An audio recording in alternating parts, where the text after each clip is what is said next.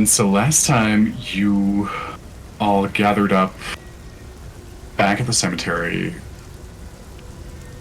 we spent a bunch of time catching Casey up for what had happened previously regarding the icy sword, the lion in the grave.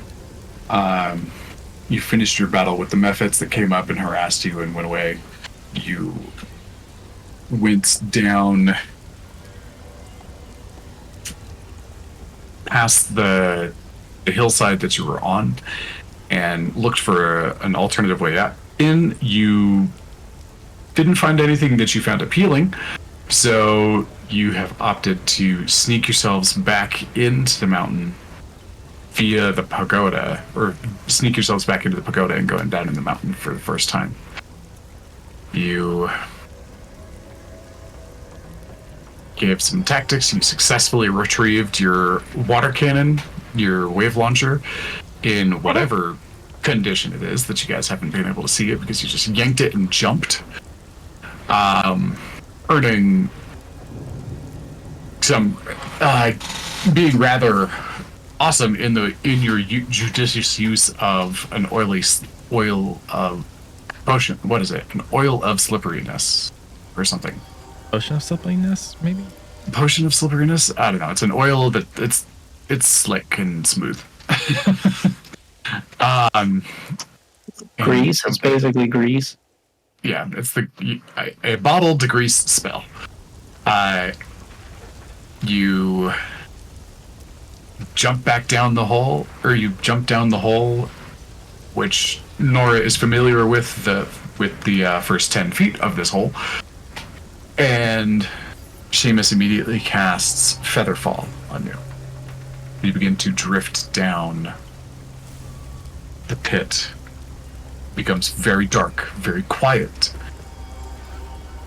except a rising heat as you get lower and lower, descending down. Rough hewn walls and rocks and whatnot just drift by your side as you float down the ground. A little glowing disc of brown and orange begins to grow larger and larger in your vision. So Can I doing cast? anything as you're dropping down. Yeah, definitely. I would cast floating candelabras, and That's awesome. there would just be these 3 candelabras that light the area for us as we hopefully kind of hero drop towards the bottom of the hole. Right. Gotcha. Yeah, you can see it as you are going down. You do see loads of like giant claw marks where your slippery friend came up. Lily, are you eating a McDonald's? McFlurry, it did look like a McFlurry. It looks like It's Andy's custard. Oh, okay, because it looks like a McDonald's, like... Oh, Sunday. Fudge Looks sundae? like a Sunday. Yeah. It is the hot And fudge that- sundae. And that's not fair, because those things are delicious, admittedly. Apologies. Alright. Anybody else doing anything as you're going down, or are you just awaiting your So, drop to the bottom? this glowing, is the ground what's glowing? Mm-hmm. No. At You some look- point, she's just gonna start, like, flying down because she's like, I'm not touching that. Mm-hmm. You look down, and easy for you to all see, it's a mishmash breakup of lava with stone on top of it, or at least burning ground. Yeah, I don't think So, without further ado, Yeah, Aslan, you also getting the Vigilant Blessing before you start off. Oh, thank you. yeah. Aslan's, like, leading the charge. That, and then, well, maybe not. I think it's going to be bright enough in here. yeah, as you get down further and further, you definitely feel that Mm. it is not necessary to have the lights on. It does get light very fast. Oosh. I think I've lost my I sight by now, right?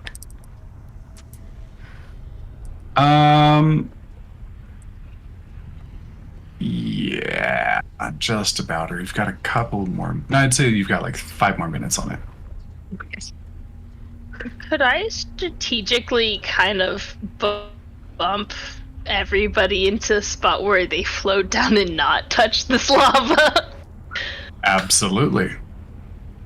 Easy enough to do to kind of like shuffle your friends I'm like, around like "Oh, pieces on a guys." chessboard. Yeah, I think Yaslin being able to kind of fly around is like, guys, I'm just gonna help you out real quick. And Mhm. does the Good looking dental out. pushing. Nor would probably, if she can try to finagle not letting people see, she'll probably try to enjoy a little bit of like the fact that she's a ginormous hippo that can fly. So she'll do like I don't know, like try really hard to like do a backflip or something while she's floating down. Like she tried to make it so no one knows. So maybe she like grabbed to the side of the rock to just be above people, and then try to make sure people don't notice that she's like enjoying it a little bit too much. Does anyone say that? Nora, roll a performance check Oh yeah. or a deception check. Your choice. Ooh. Probably deception then is a tiny bit better. Ooh. Nope. Nora is got her intense poker face on. Inside, she is squeeing like a little girl, having a great time. Stone-faced killer on the outside.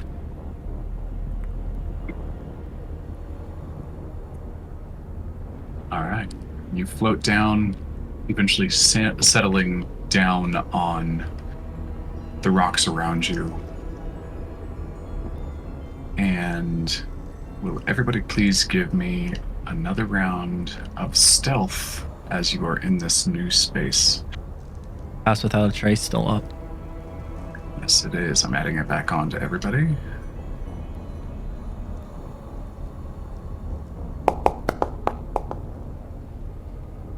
Holy buckets. Also Margot's new dice look dope. Especially with that 33 stealth. Oh, should we got new dice? Wait. Oh, Yeah, Nora I- didn't get a +10. Did you type it in on the mods? Oh, I forgot to do that. Now see.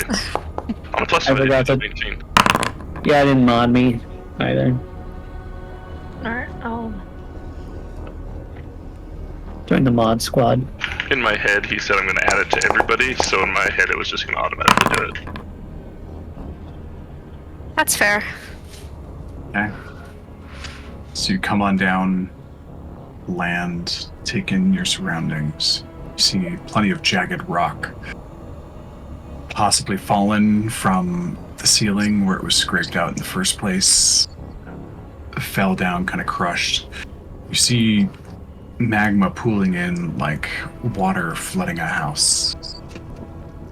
The highest portions leading down to the lowest portions, building up and then falling over into the next level down. It is extremely hot, except for Margot. You're comfortable. Mhm.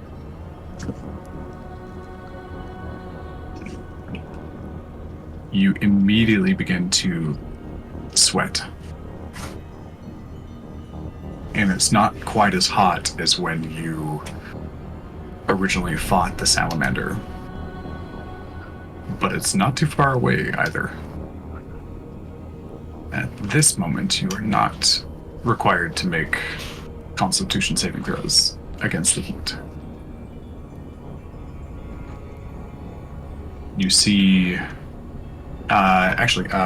somebody give me some perception checks, whoever is trying to figure out the next step.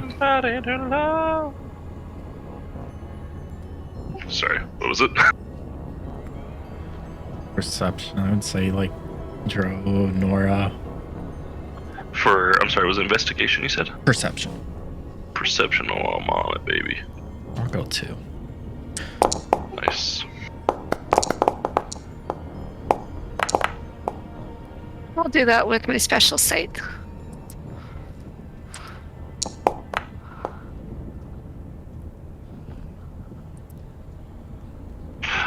Double check into curiosity. This is the hole the worm fell down, but it scurried off, right? Like it didn't die?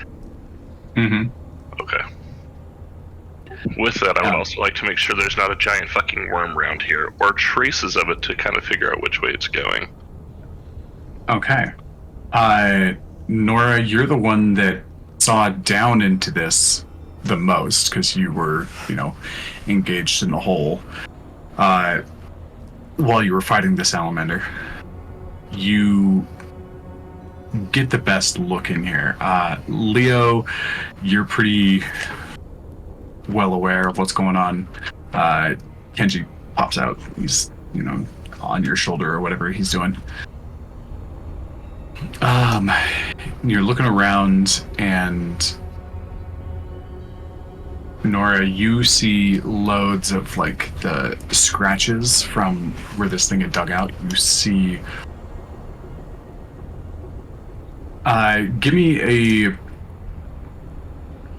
Give me a survival check at advantage because of your incredibly high perception roll. As you're just 24, cool. You see lots of footprints and tracks and different things going in and out of here. There is a couple of entrances and exits here. There is one kind of up here, top right. There's one kind of here, top left. There's a few smaller ones that, a smaller creature could kind of eke out of. It kind of looks like overall a bit of a bowl that was possibly deeper. It's been filled up, and it's pretty uneven, so there's lots of different things around that are craggy and have gaps in them. You see different footsteps and whatnot going all around. You see additional signs of climbing or traversing. You even see some chains on the side of the rope that have been anchored in like a rock climbing lead. And you do see a bunch of blackened carapace from the salamander lying around here. It fell, landed, and it looks like part of its shell shattered. So you see all these little pieces of essentially black obsidian that was on its body that are kind of scattered around here. Various sizes and shapes in that. But you don't see the creature itself. But with the 24, you do see that it has scampered off this way to the north. To the north. She'll mention it to everybody, and then I guess if north was the only entrance, right? There's climbing gear and stuff everywhere else, but north is pretty much the only exit at this point.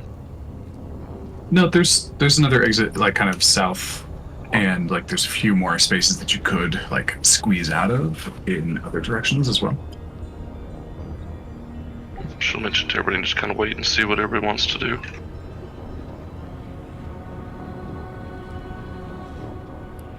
I think we're trying to plug the gap here, right? Can we get a perception of, is north heading under the pagoda above us, or is there another tunnel that would be directionally heading under the pagoda? So the pagoda kind of being on a cliffside here. Mm-hmm. The pagoda is on fire here. You guys are 100 feet down, or maybe a little bit more. north, like directly north, and this whole map truly should be kind of like skewed. North would be kind of. Actually, give me a nature check just to see how directionally aware you are. That's fair. That's fair. How directionally? I'm personally not. Let's see what Margo is. She's not. She's better than me. 16. Yeah. Yeah. North on this map probably leads you deeper towards like the heart of the mountain, like into its center. We should. I think we should go that way. The heart of the mountain seems like the place for something like this. The source.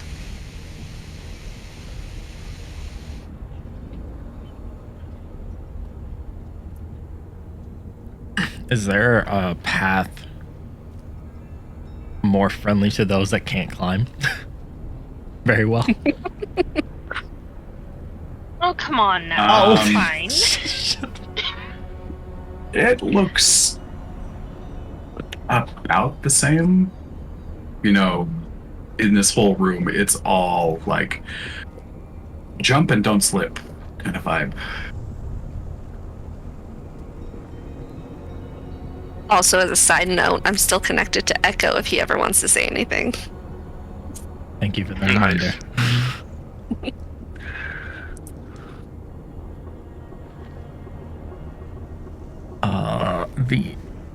When you said obsidian, I'm imagining the rest of us can see that.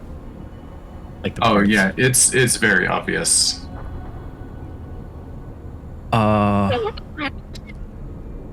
Looking over at Nora, Seamus, and Leo. If I remember correctly, all three of you grabbed the bounty when you were all there. And mentioned the connection to the fire flower. And recalling the fact that Nora tries to loot most of her kills. Mm-hmm. And pointing to the parts laying around. Do you think that might be beneficial to you guys? Don't you guys have that contract? The fire flower or whatever? If anything, be a souvenir.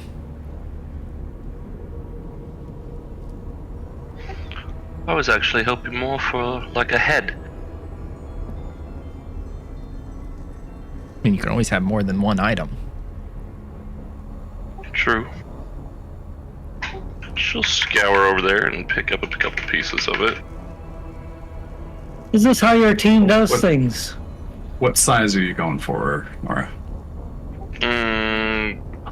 Big enough to tell that it's not like a common item, but small enough to fit in my backpack so I don't have to carry it around too crazily. Plus Okay. weight. Okay, with the rolls that you've already got going on with survival and stuff, you're able to find like a chunk, probably about the size of a dinner plate, that very clearly has 3 different scales on it, Nice. kind of like pressed into it. You can pick that up. So just mark that.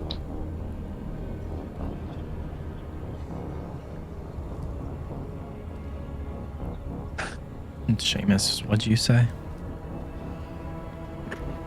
Is this how you do things?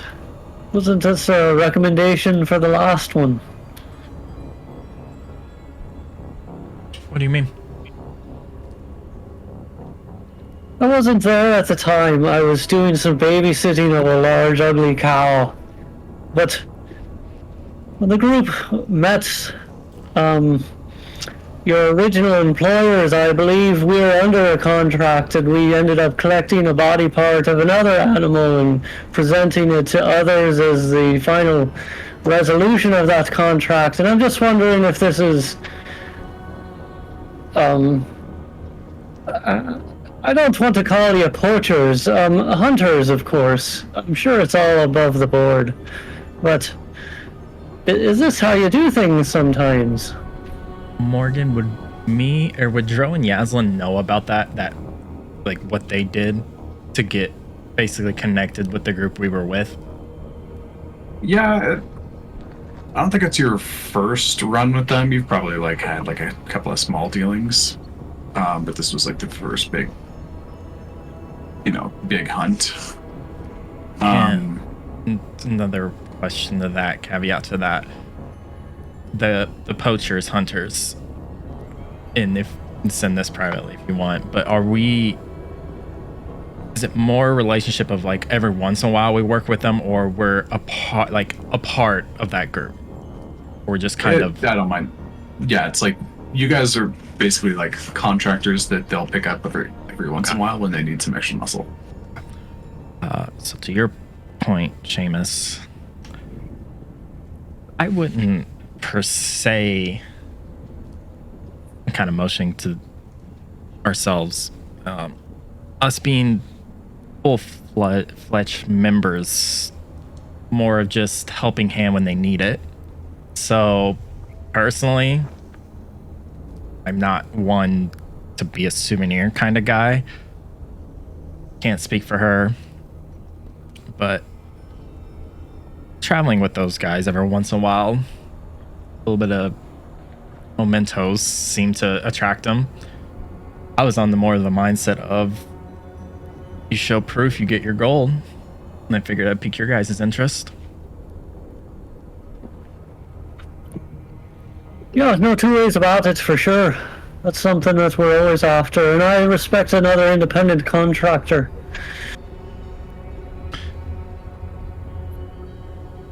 I just, we try to deliver on the contracts wherever possible, and I've seen other shell games play out before, and they don't always go well for the proprietor. I'm just checking my bases. Understandable. Looking around to more targeted for Dro, is there a safer path you could take to pop up with minimal risk? If not, then he'll change his approach. That's more like, what's your intent? Where are you trying to go? Pointed up towards the north. Yeah, that's potentially a couple of different ways you could like hop, skip, and jump. But that's mostly like that'll be an acrobatics check to make those movements. As long as it's not athletics. Floating around. For you, yeah, it's Just kind of look around. she's just flying around the map, like. yeah, Flick's just fine. She's like, just Perhaps you could carry us up to the north, rather than risk us falling in.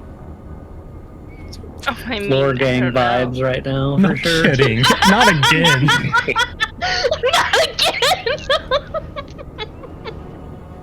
Oh no, not the floor gang. Welcome back to the floor gang, guys.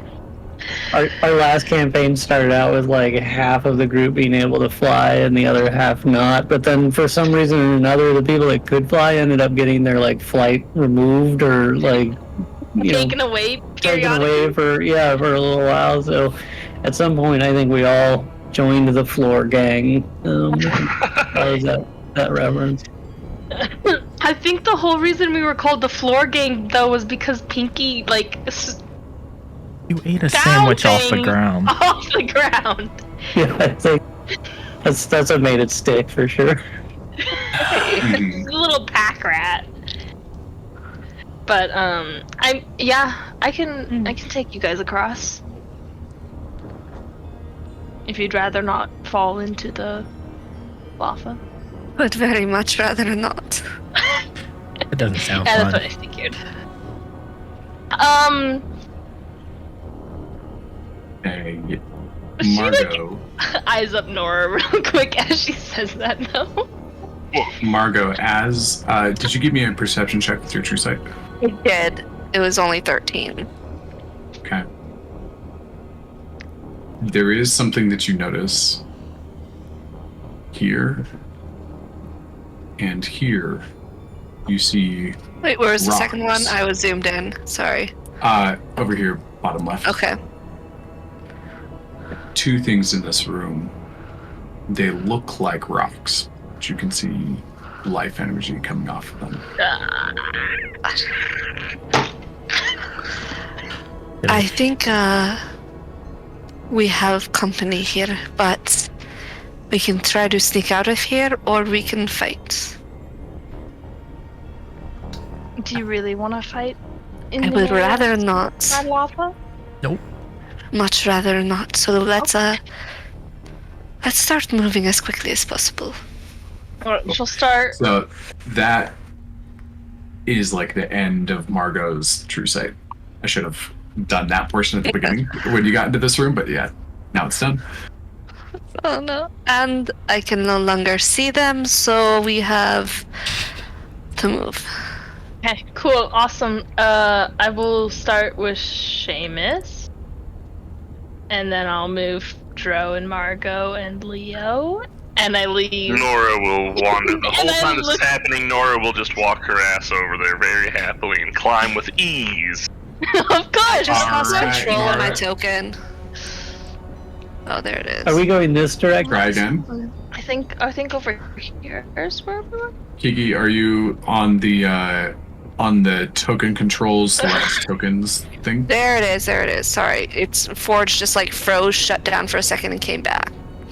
Okay, so everybody who's not getting flown by Yaslin, give me a Seamus. How long does Featherfall last? Done until you stop falling. Yeah. Yep. Okay, so yeah, everybody take Featherfall off yourself, and everybody who is not being flown by Yaslin, go ahead and give me an athletics or an acrobatics check. I think she's going one by one, besides Nora.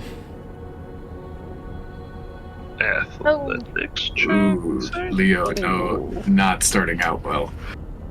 I Yeah, I think think I get it's- advantage on those. I can't remember.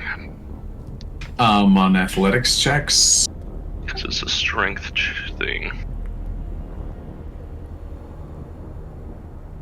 I don't have my D&D paper pulled up, of course. she's like ferrying. We're ferrying them over here, right? No, Or- up, Up here. top right. Okay. Yeah. Then up here is where. I'm gonna let. Seamus. Okay. Yeah. So Leo, and Leo, we have not been doing something that is part of your class. Yeah, Nora's like So the first time she's probably not been ferried around by somebody. Well, yeah, Yaslin Nora makes was- it not a problem in the least. Yaslin was. But Leo. Oh crap! One sec. Where were we fighting? At the cemetery. Okay. Cemetery. 1 sec. I gotta see what Leo or Kenji's stats were. Okay, 47 out of 50. 100% Okay, so letting Yaslin carry Dro so we can Yeah. concentrate Okay, on so- pass without trace. Come on, Dro! I just adjusted Kenji's health. He's slightly injured. He's only missing 3 HP. But he is so Leo, 1/4 of the damage that you take transfers to Kenji. That's something I don't think we've remembered to do in a little while. Casey, I see you talking like your box lights up, but I don't think we have audio on you.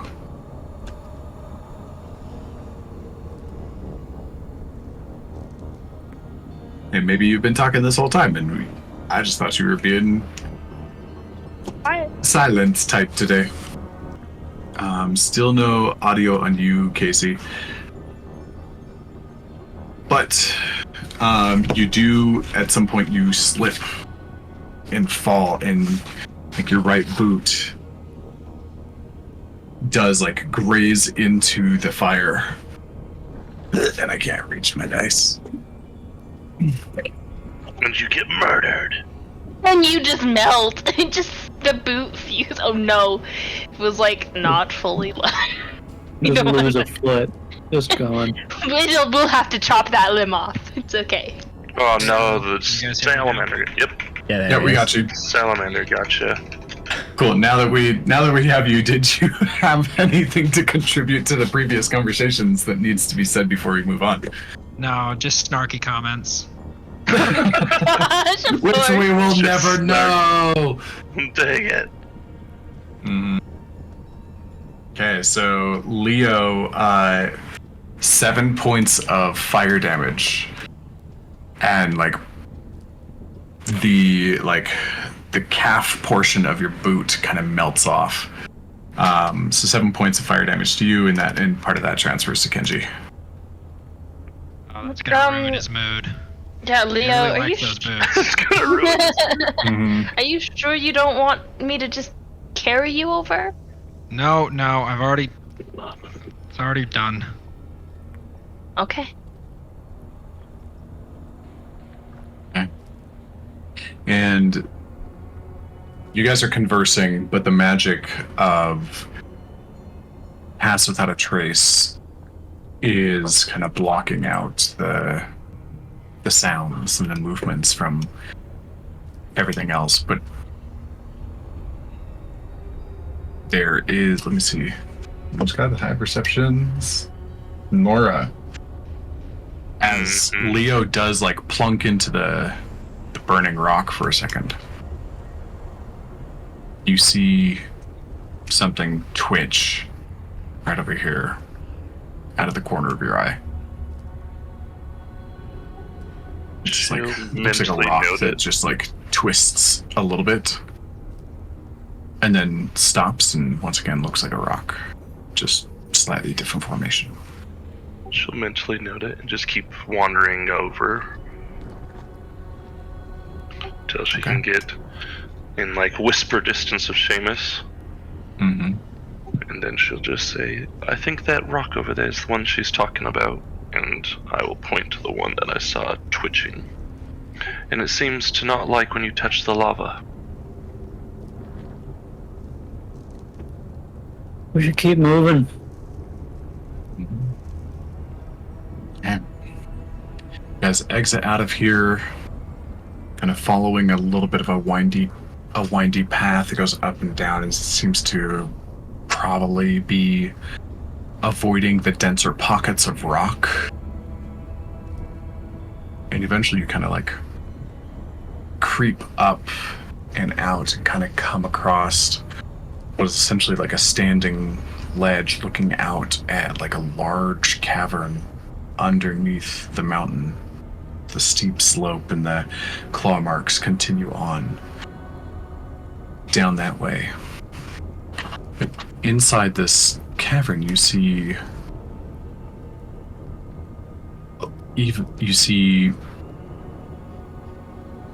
internal rivers.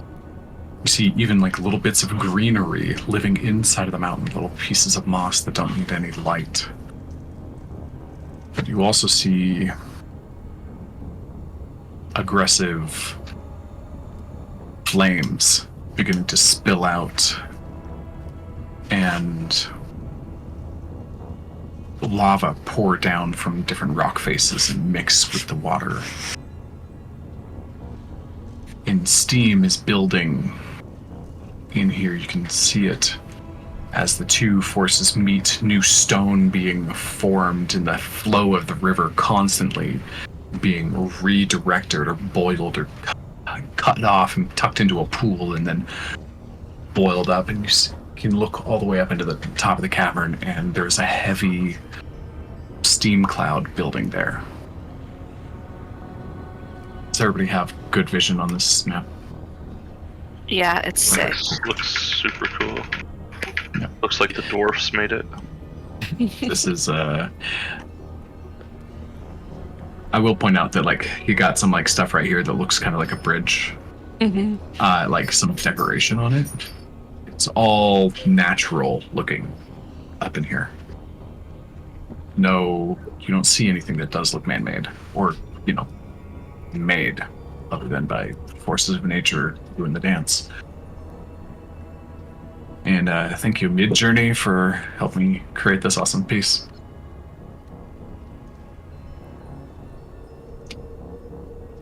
You see quite a bit. This space, and it's probably been about an hour since you left the pit where you fell down. It takes a while to get here. And this place is massive. Are we still seeing like bits of obsidian? Less so, but an occasional fragment, yeah. At one point, you see a very large piece. And Leo, go ahead and give me a nature check. I'll say at advantage, because this is like monster anatomy sort of deal here. 18, okay. You think this is probably akin to it. Like, you see such a large chunk, and it even like comes with like some of the claws, and like it looks like an entire arm.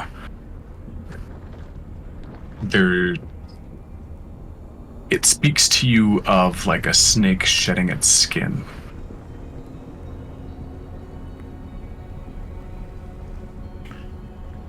Can I also say, He'll quickly, sorry. he'll quickly draw it in his little notebook that he's got with him. Take a quick little drawing of it. Mm-hmm. Have we, just out of game, Casey, have any of us ever seen you do that notebook? Write in that notebook?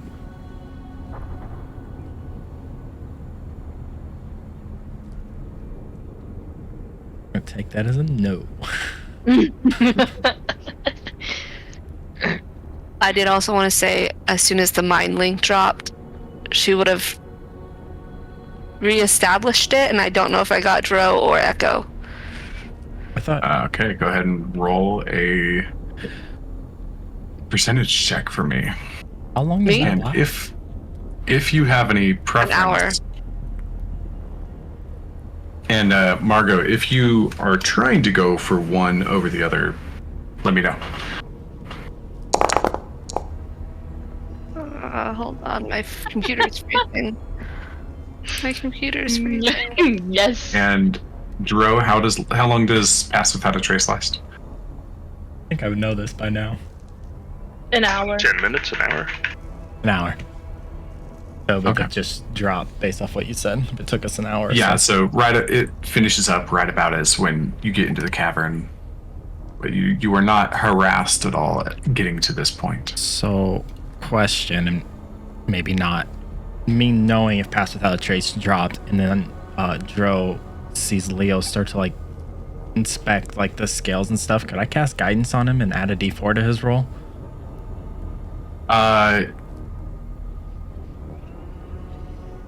I'm gonna say no because we're already past it. Okay.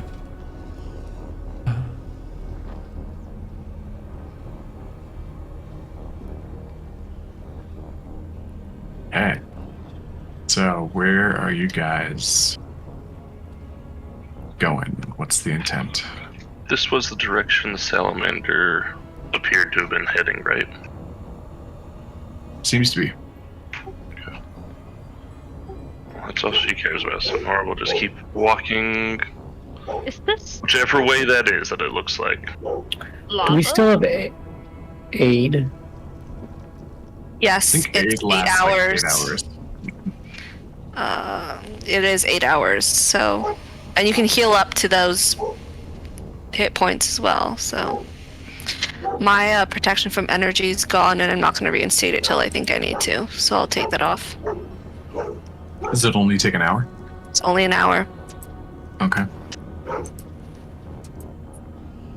Okay, so here the space is a little bit cooler, but you feel more air pressure pushing in on you.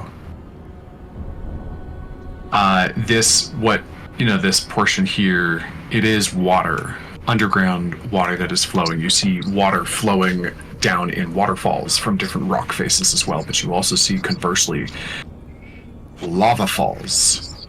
And sometimes they meet halfway down and turn into steam, which creates this strange juxtaposition where it falls and it's misty, but then they connect as like it splashes against a rock and it the steam begins to rise as the mist falls. A good place to open a spa. So is this? Give me a nature check again, Leo. This time about the environment, not the creatures. To make a spa here. Oh my God. god. A waste of a 20. That is precisely fucking why they made spas here. This is a natural occurrence, but there's something about it that tells you, like, with everything that you've seen so far, and like fire seems a little bit oppressive here, but this is out of balance right now.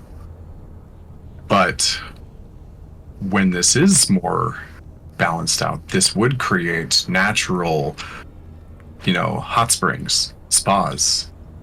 This would be the area, or this and other areas are the reason why you get those rain clouds and those jets of steam that pour out of the mountain and create the hot rain. There's a natural phenomenon that's being skewed too far in one direction. But that's exactly it.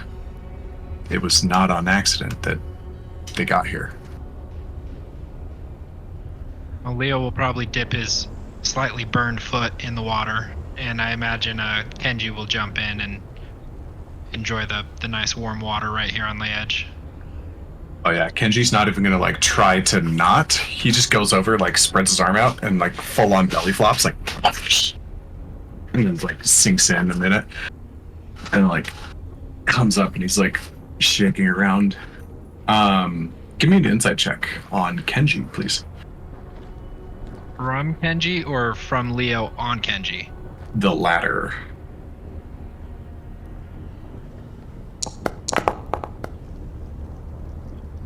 Okay, he is thrilled. This water feels so good to him. And based on your natural 20 on the nature check, water like this is typically very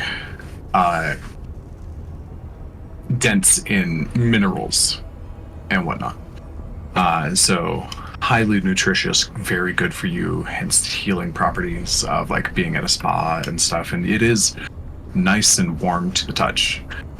Like a slightly overheated jacuzzi. And Kenji is just loving it. He's swimming around with his mouth open, just like guzzling water.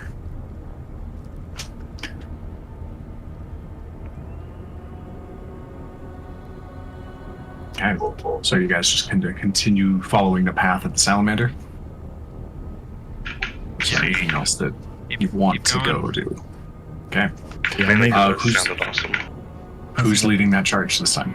I'm going to say to know, as we're walking by, Joe's every once in a while going to reach his hand in and test the water in locations, like if we get, the closer we get to where you said the lava's going, and just judging where areas we could go if for some reason we need to get fire off of us immediately. Judging areas to the best that he can. Well, Margo's gonna drop back to Nora. I think she has the water gun, the super soaker. Yeah, someone would have given it back to them. Oh yeah, Nora, what'd you do with that? Because you just like jumped. I think I would have put it down. Let's see, I remember I put it down because it wasn't helping out on the salamander, and then... No, we got it back at the end when you were gone. Yeah. Yeah. So she had picked it up, and she's not going to shoot it, so... You pulled it from the rubble without having the time to examine like what condition it was in, and so like, unless you've taken the time, as you guys have been down here, to look at it, understand what kind of shape it's in, then you're just kind of lugging around a heavy box. Yep. If somebody wants it, she definitely doesn't need it. Margo would just go up to her. I don't know if your gun was damaged, but I can repair it like I did your other weapon. Or do my best. Right, I mean, it's not really mine. It's actually his over there, and I'll point to Leo.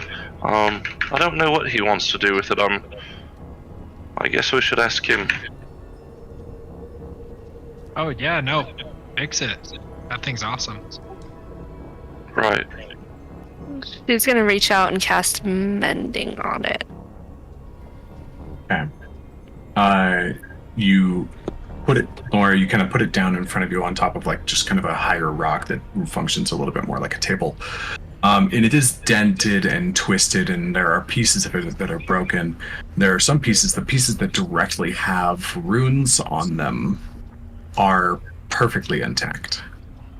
Like, not damaged in that way, but the rest of it, this is a mechanical mixed with magical sort of situation, and the entire thing needs to be viable to function properly, hypothetically. So, Margot, you reach out and cast mending on it, and you fix a scuff marker, and like a dent pops out. But that's about it. Like that. You It's may too need badly to damaged. You may need to spend some more time to get this thing up and running. Like, it seems possible, especially with, and Nora, as you're looking at it, it's probably in your wheelhouse to be able to fix this thing. But it'll take time. None of my other guns were broken when I was gone, right? Like, I don't need to You're sit fine. down and fix the other ones. Okay. Right. Well, it looks like this is shit now, Leo. Sorry. That's fine, but what about these? He'll hold up his melted boot. Can you fix this? I can certainly try. And she's going to reach out and try to mend his boot. If it's just a tear, I can mend more than. I can mend 1 foot in any dimension. It's kind of melted, and Leo, if you take it off and hand it to her, you take 1 point of 1 point of ripping damage. Well, I already took it off to put my foot in the water, though. Oh, okay, then that happened when you took it off. Okay, that's fine. Unless you submerged your foot and then took it off.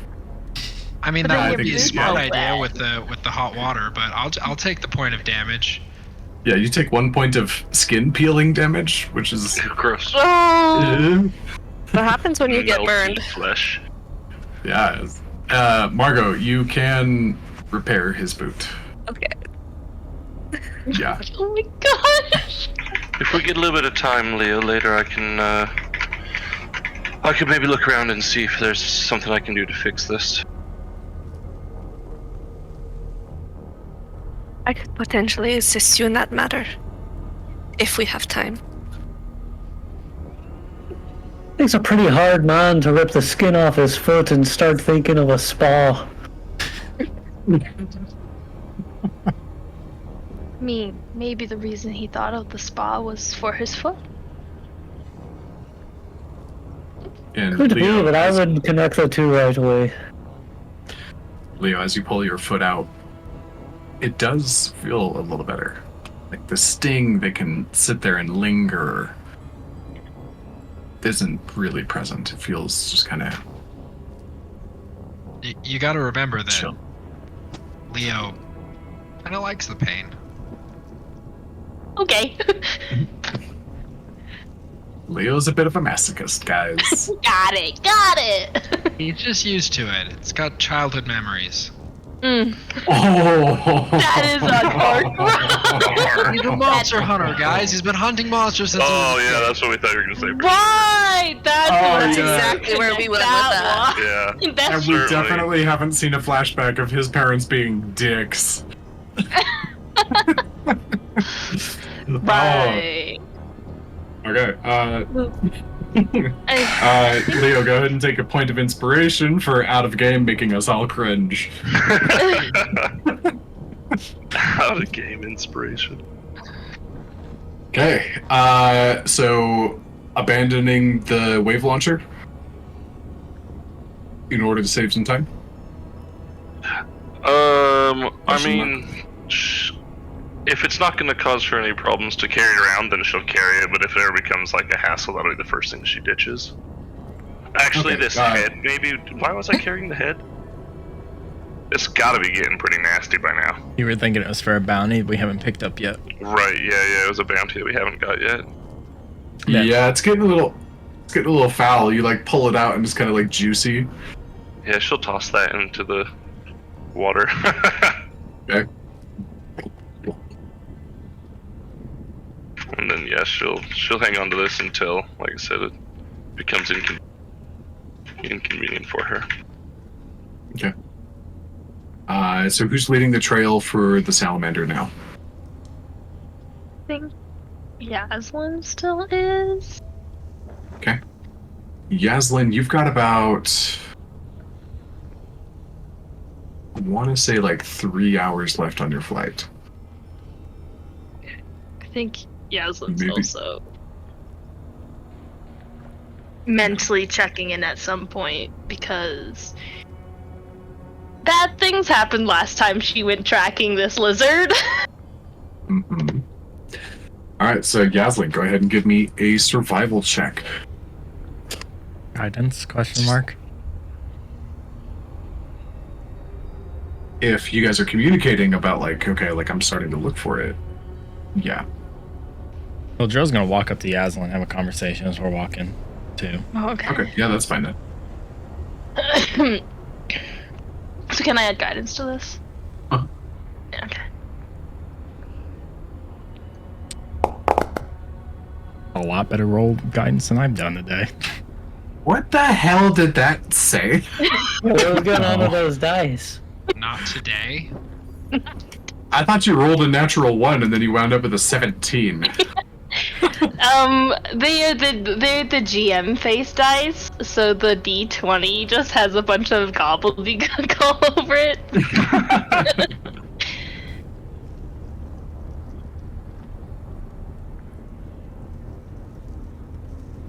Oh, thank goodness for guidance. Yeah.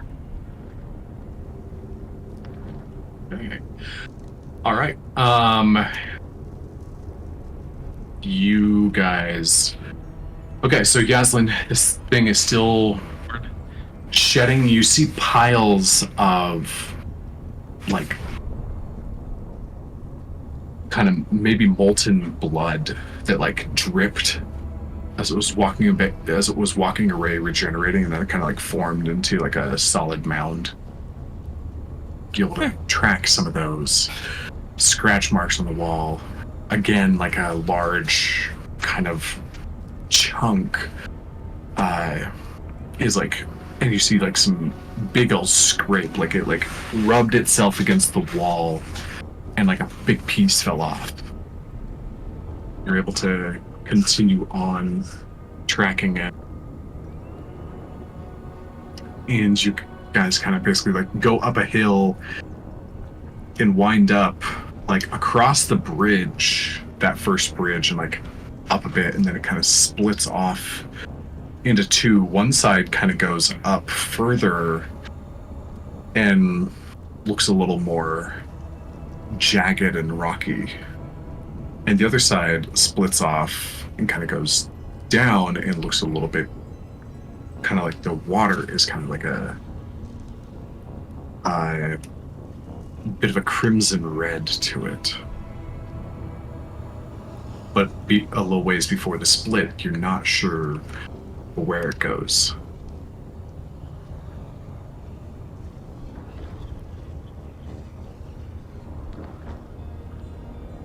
I think I might have lost its trail.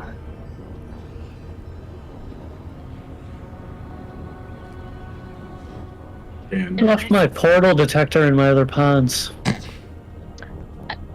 I'm not sure what that is.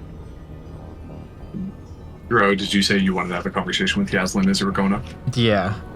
Okay. Lily, the sword Joe gave you, is it sitting on your back? Yeah. Okay, so he's gonna walk up and tap it. Obviously get your attention. Be right back. Mm-hmm. I know this isn't your weapon of choice, know how to use it. But yeah. And that's why I would just still looking at it. If you get an opportunity, I would recommend try to get familiar with it. Something about this coming from a water champion might be beneficial to us. And then look Gazlan in the eyes, or you.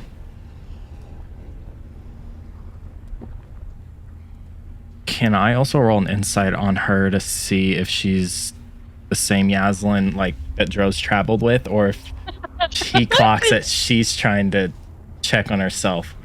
Ew.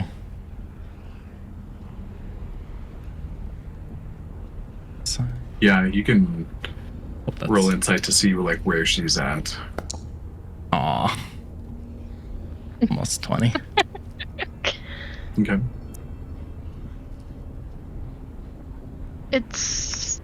I'd say it's kind of hard to tell right now. Mainly because she herself is like in a very rocky place. And so I'd say it's hard to read her because she can't really read herself very well right now either. Could you Part tell of something's up with her though? Not the same Yaslin he's been traveling with. Yeah, usually she's pretty chill. Unless you're actively finding something. And there's something about her that feels just kind of teetering. Any more detail than that, you're a little hard pressed. Okay. That would be enough for Dro. Are you sure you're ready for this fight? No. But I don't think we really have much of a choice. You do know you don't have to face this alone. I know. But there's also the risk that one of you could get hurt. That you could get hurt. I mean, not the first time I've gotten us in bad situations, right? Yeah, but usually the enemy isn't me. That's fair. But I wouldn't really still consider you an enemy. I mean, to be fair, technically, I hate you, technically, and he's gonna glance in a certain direction, and obviously you know why. But if you feel whatever that was last time, he's glancing over at Margot, recalling the comment she's made to like help Yaslin. Let us know. We can help you. I will. Insight. Just know that Actually, no. if I slip past that point, I truly don't have control. And I'm pretty sure if it happens again, you won't be able to get me back.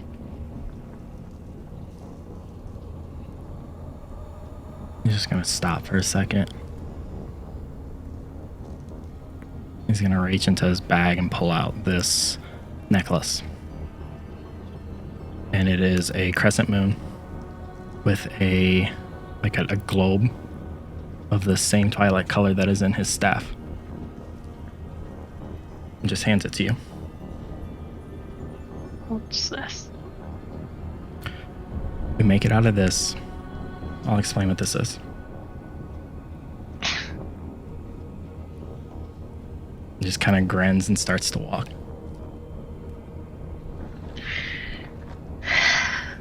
Freaking asshole. All right, so I have a plan if y'all are done chatting.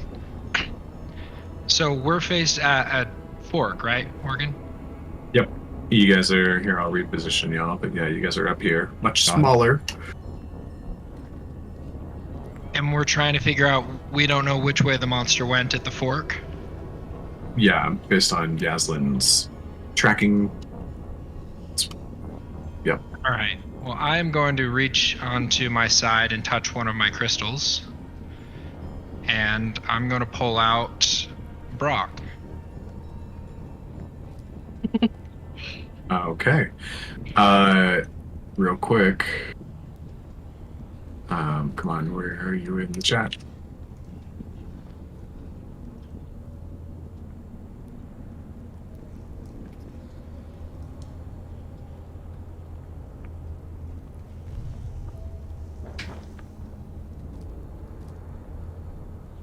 Bubbers. Whoopers. He's so old now. You just look like a puppy still. That's the great thing about small dogs. It Um, really is. Plus, they're all puppies forever. Forever. Okay. So, Leo, you reach back and summon. It's not supposed to be that big. Did I just forget something? Weird.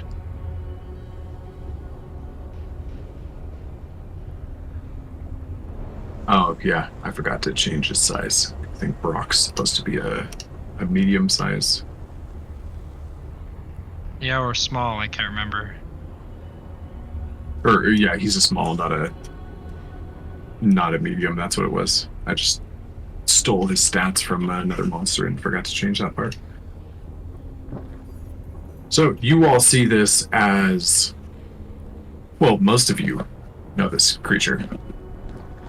Leo met him in a library. And comes out in just the kind of black and orange energy inside of Leo's crystal. It kind of pops out and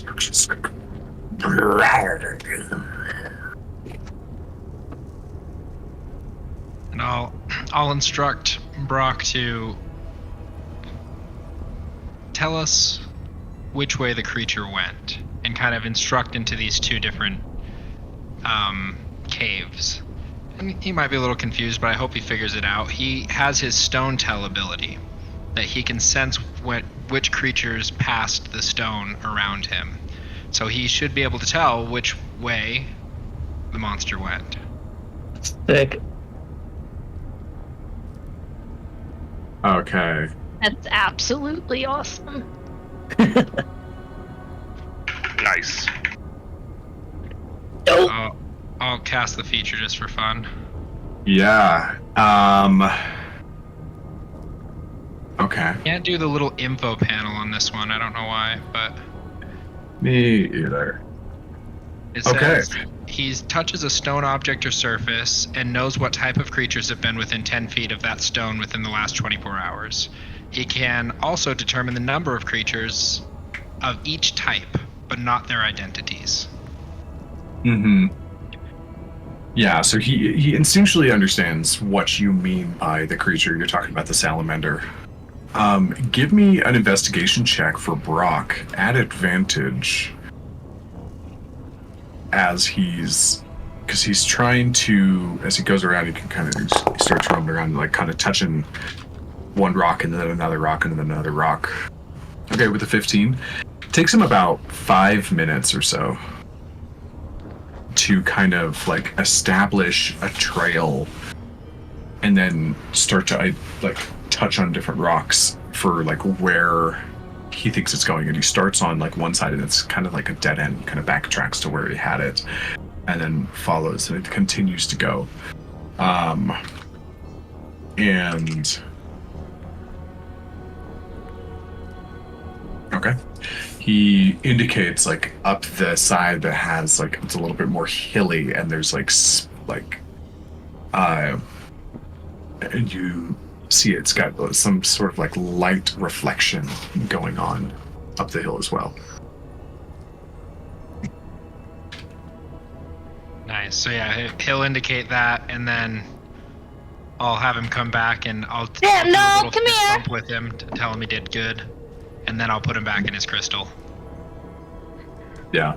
He comes up and he's just like happy that he got to have fun for a second and goes back in. And Casey, I wish I didn't give you inspiration previously, because that absolutely deserves inspiration. That's Very Killing it. well used. So yeah, I think we'd all know by this point kind of what's going on, but I'd kind of gesture. Shall we? Well, need I remind you we're searching for the graft? What is it called?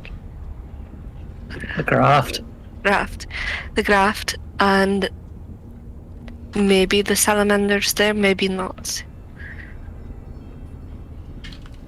I'd say finding the salamander is a good first step, and killing it is a good second step. That we can agree.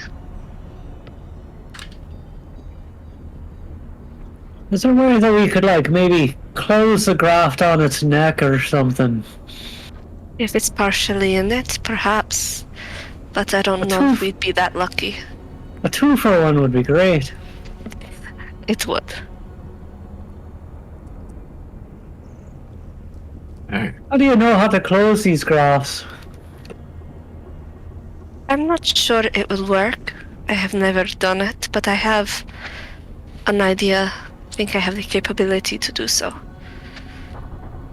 If it's what I think it is. On, like, a percentage scale, what would you say I should bet my life on this?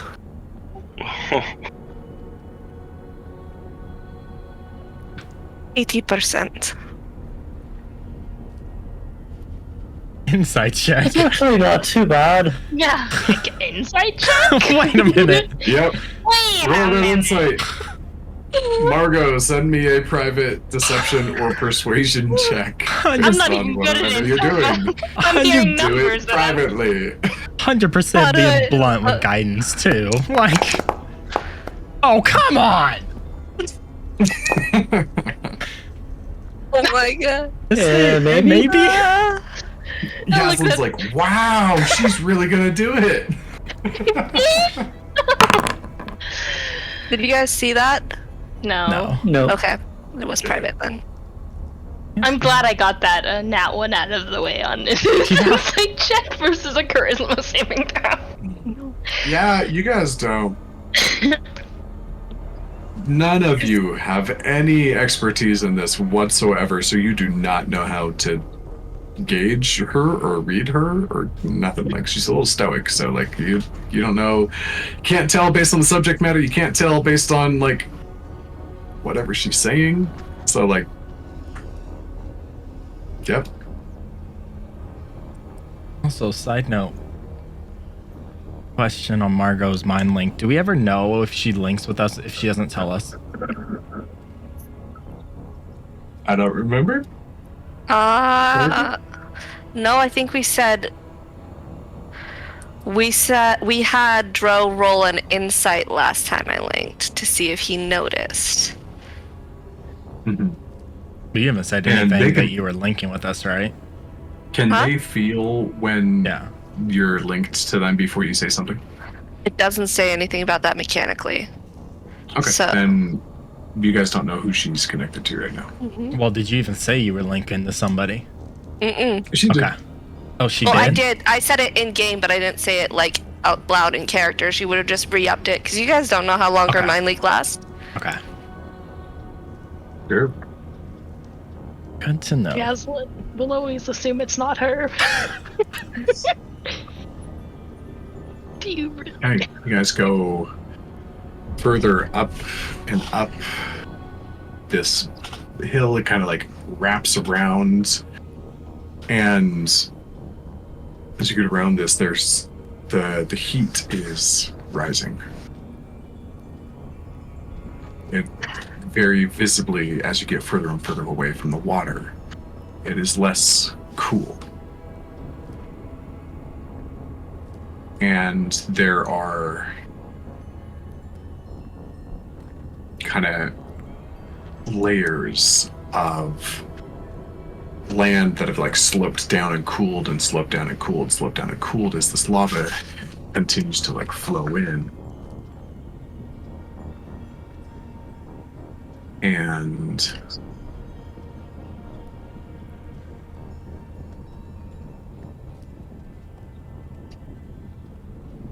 you see this kind of like ridgeline go up the mountain. You start to see red crystals, but you also see, before you see those, you see peculiar stripes of reflective material all along the ground, kind of weaving in and out. And as you come up, you do see like a couple of like spots where the creature has crushed some red crystal underneath its foot, or deformed a space, or moved on as it was moving on. As it's starting to warm up. Oh, sorry. Yeah. And as you see this area, these things aren't trying to hide at all. Very easily, you see things moving very slowly. Large, snail-like creatures, kind of meandering over the surface of the ground here.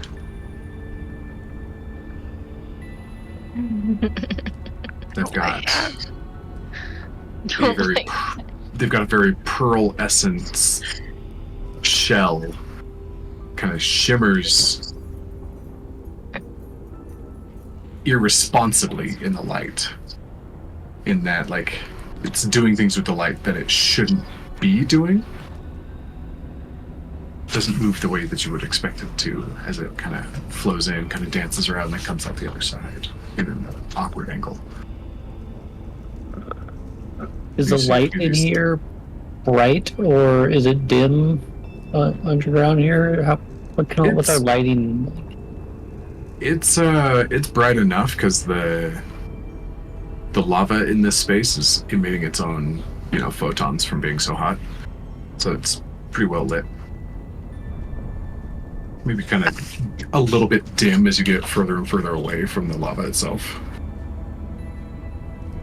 As it's starting to heat up, Margot's gonna turn to Yaslin and say, I think it's time I come with you, just in case. And she's gonna switch her mind link to Yaslin. No! God. No! Okay. Real quick, do I know anything about those snails? Go ahead and give me a nature check. At advantage. What would you want to do? Not too great. 12. These weren't in the books. You remember them? You would have remembered snails specifically. These weren't in the research that you found, but that could mean any number of things. I'm gonna draw them in my book. Okay. Leo, or Casey, have you seen the movie Love and Monsters? I haven't. Let's see, yeah, I recommend it. It's pretty cool. But the main character does that, what you're talking about. Every time he sees a new critter, he writes it down. Well, Leo might start doing that. He's interested. He's learning. Stormlight Archives has a character that's an artist that does a lot of stuff like that while she's traveling about.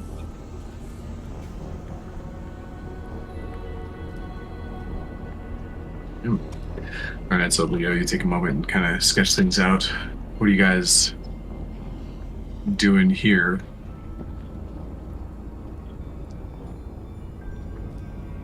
You said there was kind of evidence of the monster moving through here, some kind of crushed crystals. And that evidence is continuing to point north. Respective to this map, yes. All right. If no one's moving, I'd start continuing to kind of search, but obviously avoiding the lava. Okay. Perhaps we should cross this bridge and head north. Does it look like these creatures have noticed us? Roll me a nature check or an animal handling check, or yeah, one of the two. Me? Yep. You said it. You roll it. Nature or animal handling? They're the same. Danger of asking questions, indeed. Sweet skull with a big jaw. What does I that don't know mean? what your dice An mean. 11. They look like they're kind of just going about their business. Okay. Yeah, Leo's Leo. not worried. He's just storming on through. Leo. Is he going Maybe. towards one? Leo, maybe we can go a different way, Leo. He's going for it. Leo's sending it. Snails everywhere. Oh, this is such a bad. Oh, you're catching this. No, there's not just snails out. No, Leo, please, can you, Leo? Leo, as you get up there and like Yeah. you're kind of paying attention, you do see it kind of like shifting around and like kind of going around, and eventually, occasionally, it goes over to a crystal and kind of like gnaws on it, and, like breaks off a piece and like just kind of like chews it or like scuttles its face towards the ground. And as it moves, that kind of shiny, reflective stuff on the ground, leaving a trail behind it as the snail moves slowly around. This thing's only got a speed only seems to be moving about 10 feet a turn. But it's leaving this kind of shiny, sleek, reflective bit on the ground as it goes around. And as you get up to it, Leo, it like just by like taking a step nearby as you get close to it at one point, it goes Leo. kind of like stops and like it's like kind of like twitching its like 5 barbs on its head. Did it look aggressive or like inquisitive or? It you roll me an animal handling check. Oh, that's gotta be high, right? Yeah, he's a Yeah, catcher that's of gotta be good. No, it's not. Leo. Leo, what skills? Leo, why do you only have 2 skills? I'm only good What? at deception. Leo's only good at lying? God. What? I feel like Yeah, about something being has an gone wrong animal with your tamer. character. Jesus. This doesn't Yeah. feel right. I can Yeah. I can use my inspiration and do that again. One sec. Do you just have... This might be like a problem from back when we did your character. You get +0 on everything. That doesn't feel right. Yeah. Yeah. I have a lot of Plus +0s. on everything? And Well, you just... it's because his intelligence and his wisdom are +0, and that accounts for like half the Oh. skills list. Oh, okay, that's true. Oh yeah, Leo. You never took your skills from your. Yeah, you need to go through and like actually do some leveling up in D&D Beyond. Oh yeah, I forgot about that process. Yeah. Oh my gosh, So you go ahead. I'm definitely gonna go ahead and select animal handling for you while I'm in here, because I think that makes absolute sense.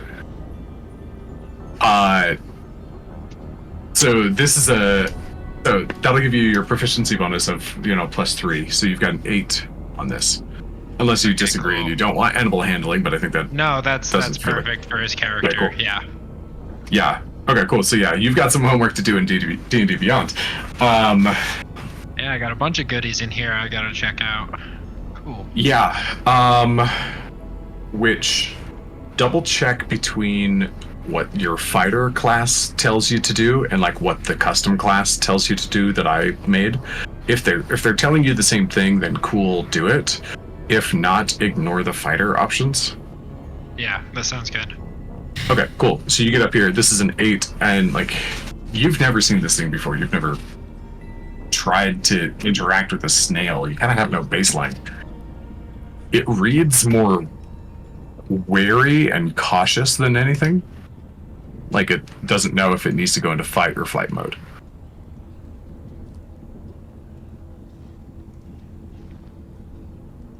Leo would kind of give it a gesture, kind of edging down with his hand and be kind of trying to prove that we're safe, but also not approaching it at this point, just kind of trying to show that we're okay. Would you just flip it off? Hey, no, I'm talking to it. Do you I want me don't- to shoot it? Yeah, Leo, can you come back?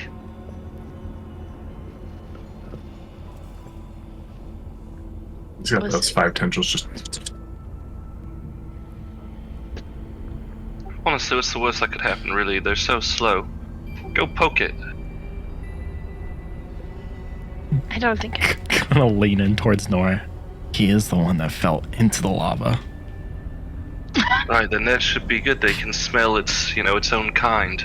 The seared flesh. Yeah, you see them.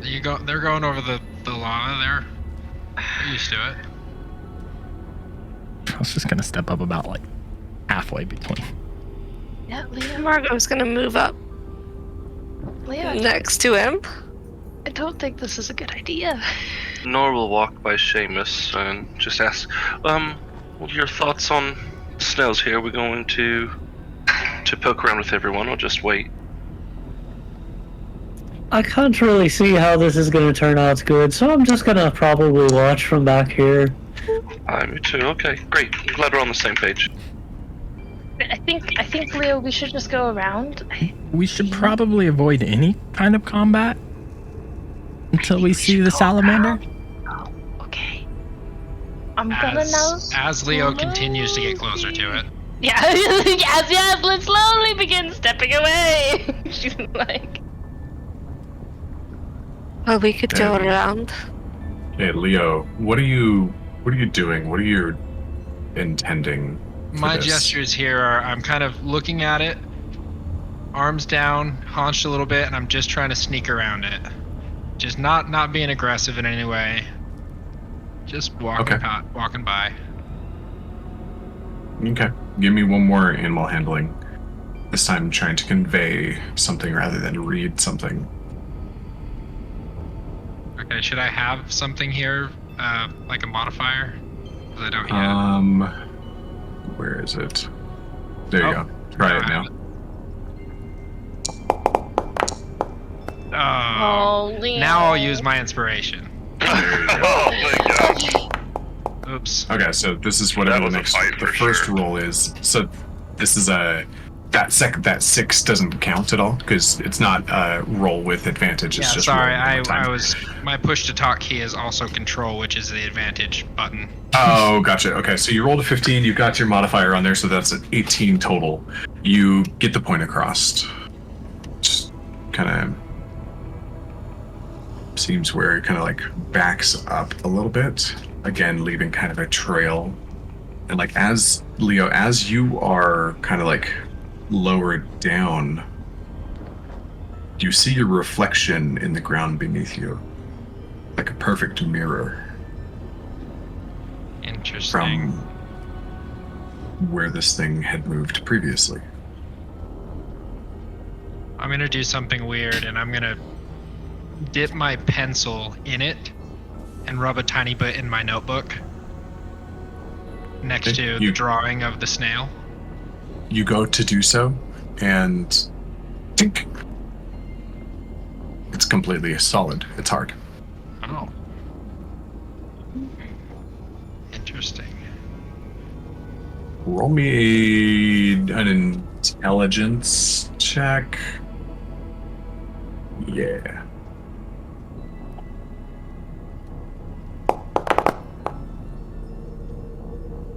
All right. It's glass. Ah. I would write that down, but my pencil tip is broken, so I'll just continue to scoot by. It wasn't hard enough to break it. Just where there's a bit of it broke off a little bit, but there's still enough to like write. Okay, good. Yeah, I'll make a little note. Yeah, the other snails have their attentions like pointed towards you, but you and Kenji are able to move forward. Cool. I think we should all take that route over Yup. there. Dro's already turning around, and Cool. Glad we're all in agreement. I'm not dealing with snails. She'll just Okay. fly over. Leo takes the shortcut, gets past them. Everybody else give me an animal handling check or a stealth check. Or no, they're already aware that you're there because they've started paying attention to all of you. So everybody give me animal handling if you're like trying to not provoke them also. Unless you feel like you're far enough away. I'm gonna say, Dro's gonna try to go the farthest path away from 66. him. Oh yeah, the 22. She's like, okay, maybe you just copy what Leo did. James was compelled to roll a 6 after the other 66. Mm-hmm. Okay. If I roll one more 1 on my freaking guidance, I'm gonna lose it. So, animal handling or stealth? Animal handling here. Because Okay. stealth is out the window. No, that's not bad. Okay. So overall, you guys are able to kind of get to the locations that you're trying to go. Cross the bridge, up the ridge, past the crystals, past the smooth glass on the ground, or like going up the little crag faces.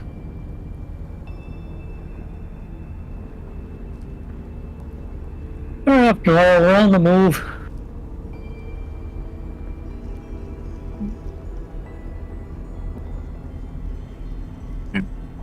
And is anybody doing anything else? As you guys kind of like pass this strange scene of snails and lava and crystals behind. Just, Yazin's just gonna hear in her head, "You may need to go pick him up on the other side of the lava." There's like a grumblish roar, like, fine. Flies over and it's just like, well, we're not splitting the party, so scoop. Leo, do you Fine, resist? but I could have made myself. I could have got there myself. Of course, yeah. If you wanted to swim in the lava.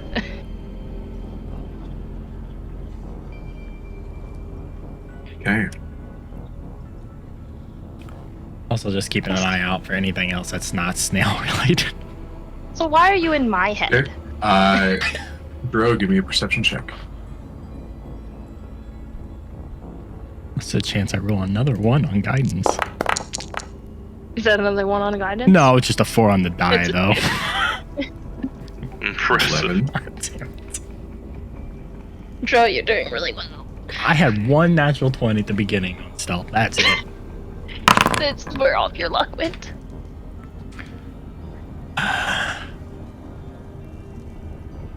I see lava. I see lava. I see fire everywhere. Bro. The FYI, Morgan, I was gonna say that wasn't hidden. Yeah, that was not. That's fine because you beat the roll anyways. Like, Dro, as you're kind of like looking around, you think you catch something out of your eye. Just a little flash of white. You look up and it's gone. It's fucking vomit. okay, let's go. Let's go. Yep, go. how we're walking. I'm gonna fucking smack the shit out of that thing. I get a chance to. Do we pick up the trail of the... You get to the top of the space, and then yeah, you see pretty easily the snails kind of came away, like down towards the top of that hill, and like down, and then kind of scurried around as they were, chewing on the minerals and stuff. Very easy to see where the footfalls break the glass that the snails leave behind. Nice. And you're able to get yourselves up to a new kind of overhang, a new edge to look out over.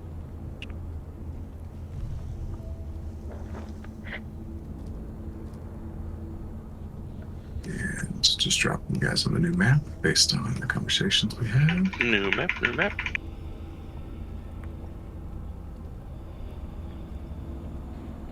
Give myself a little pep talk. I've got this. Oh, I've got cool. this. Oh, Okay, that's cool. This looks cool. Oh my gosh. Yeah, you guys kind of come out, and it's again, it looks like more of those caverns where lava or water used to flow through, but you see signs of rapid evaporation, like little mineral deposits on the wall, and deep, like these deep pits. Different parts of it are flowing, boiling, bubbling, and it's this larger expanse of a room. But the glass snail trails don't emerge from here. They kind of veer off. But the ground is softer, and you follow the collective group can follow the foot tracks to here, but it becomes rockier as you get up to this ridge. But you for now, you just see this large space. Empty? Give me a perception check. If we were just looking around to see where it could have potentially continued its path, could we also do that? What's that? If we were Oh, just looking okay. to see where it continued its path. Yeah, Dro's just looking generally versus Yaslin. Go ahead and give me a nature check. I'm looking for more specifics. Tro's distracted by lava. That's a 20. Oh my, I hate your dice. I hate your dice so A much. 20 is a 15. I was like, I looked at my dice, I was like, wait a second. The hell.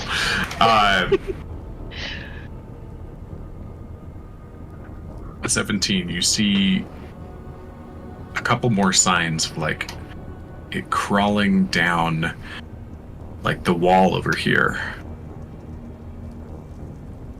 But then you lose sign of it. Or would I?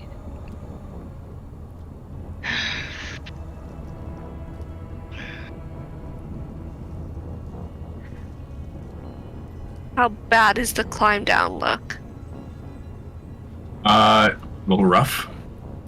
Not bad Like at all. it'll Up. we're talking about like rock that has been exposed to lava, so like you have like sharp shards, and this is like when water meets lava and it like boils and spitters, and like the rock is formed in these like rough shapes, so possible to get down, probable to cut yourself if you're not careful. How far down? About 20 feet. Just gonna drop? Is that what you're gonna I got slow fall. Yeah.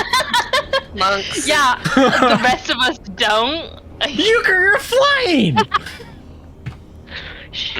You're flying. Would it be pretty obvious Joe could jump without taking damage? Like, pop his way down. Dro knows his range of ability there. Okay. I'm gonna wait and see what the rest of the group does so he doesn't end up down there by himself. Yasmin, would you carry me? Yeah, sure. I mean, what have I been doing the entire journey? It's carrying you guys. Flying. That is a fact, yes. It's alright. Yes, I can carry you. We don't see anything down there, right? Lava. You see what's on the map, just Yeah, different okay. terrain markings. So there's no... You see, with that 17, you also see evidence of like marching feats and like and whatnot. And I will say something I forgot to mention is that like as you guys have been traveling along this way, you can see like long distance, like different, again, elementals battling each other, different things going at it. But you guys have been stealthy, Super stealthy. and smart, and you guys have said a couple of times you're specifically avoiding combat as much as possible. Mm-hmm.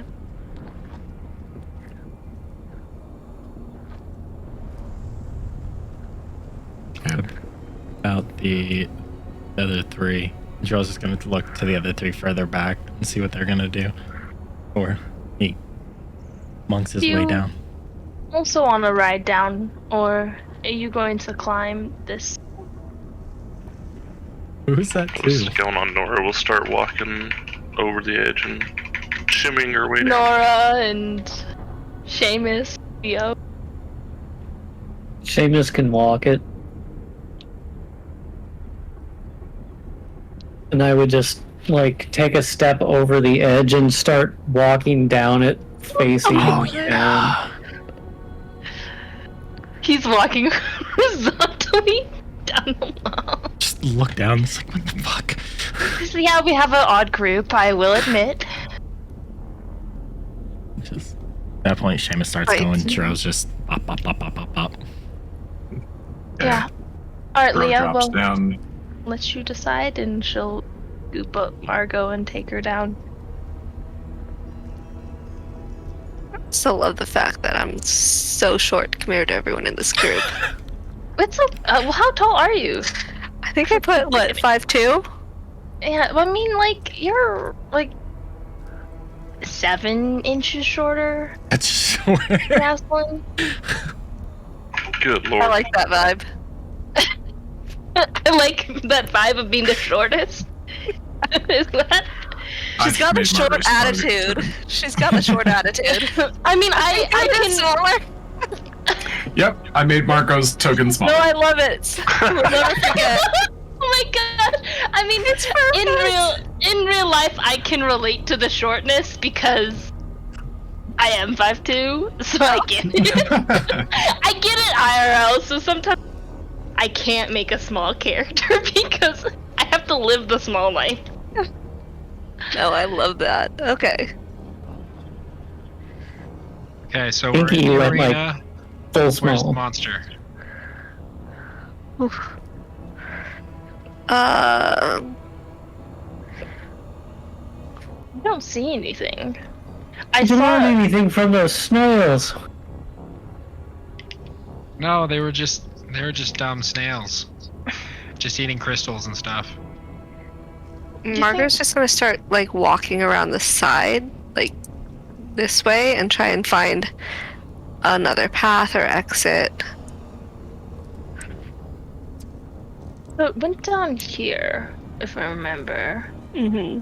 So is there like a path in there? Yaslin, are you flying over the lava? Yeah.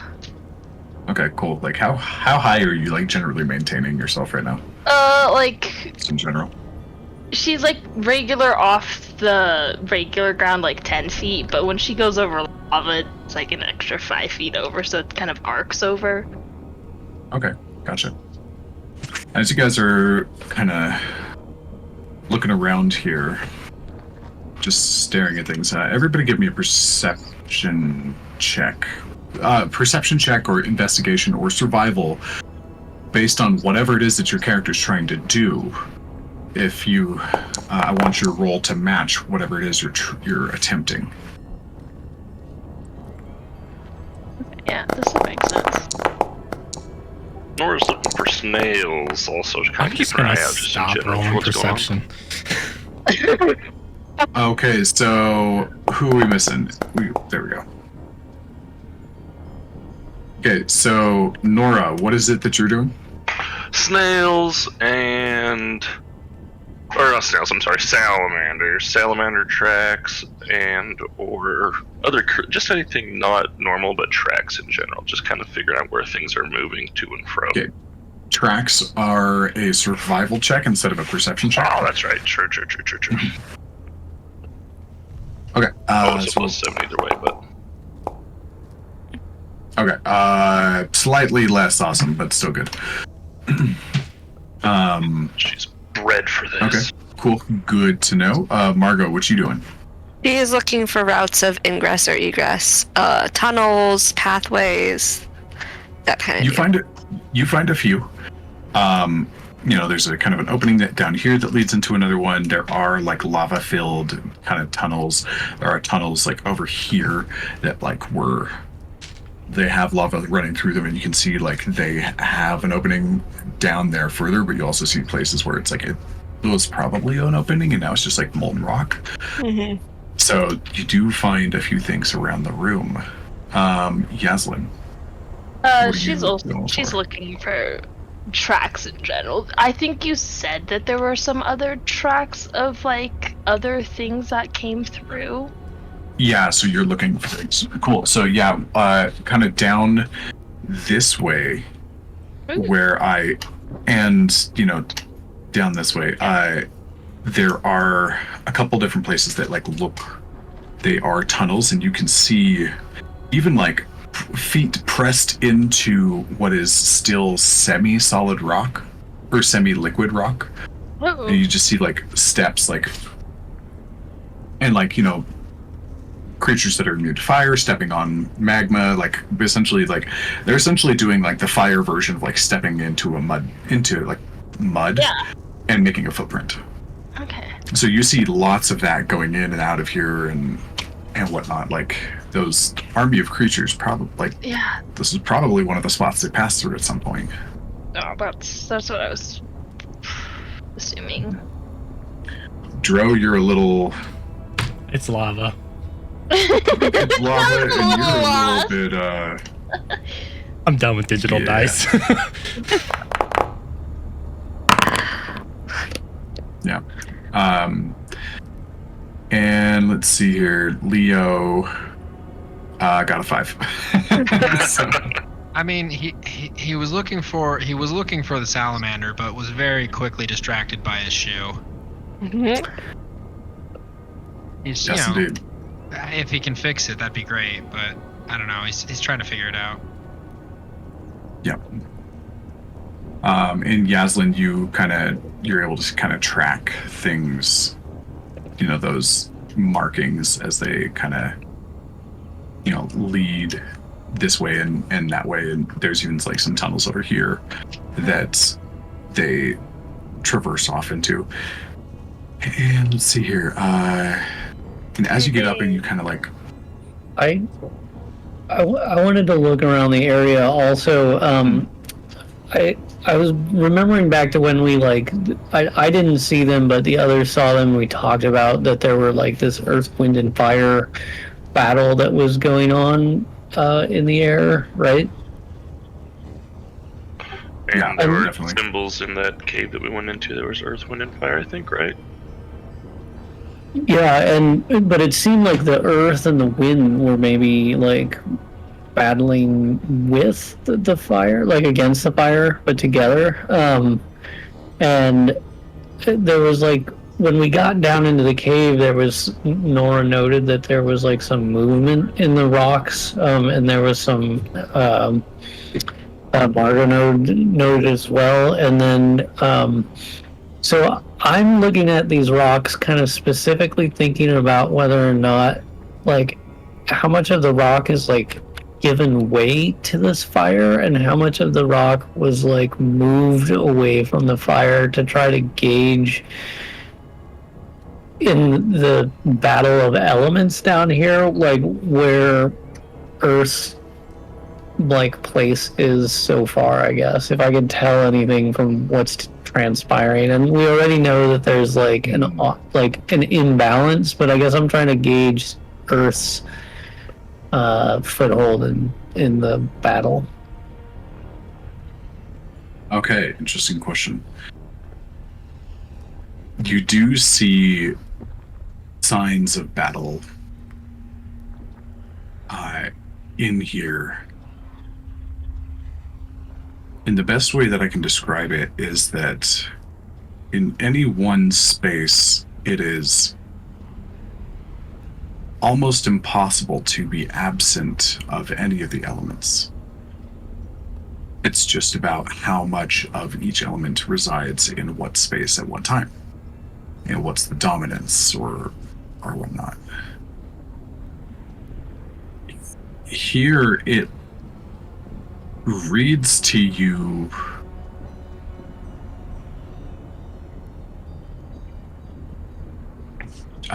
Seamus, go ahead and also give me what do I want from you? I have the feeling I'm just trying to name the thing. Nature, insight, perception, investigation is what I rolled there originally. Yeah.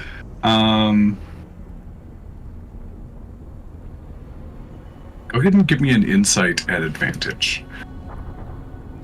As you're putting the clues together and you're trying to reconnect, like, the emotion ties for them. 6. Okay. You have a smidge of understanding of this based on your connection to shadows as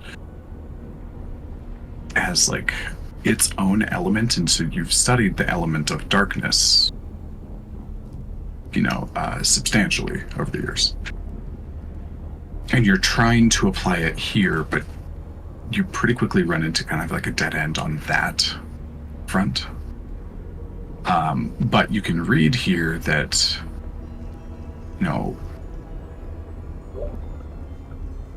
Earth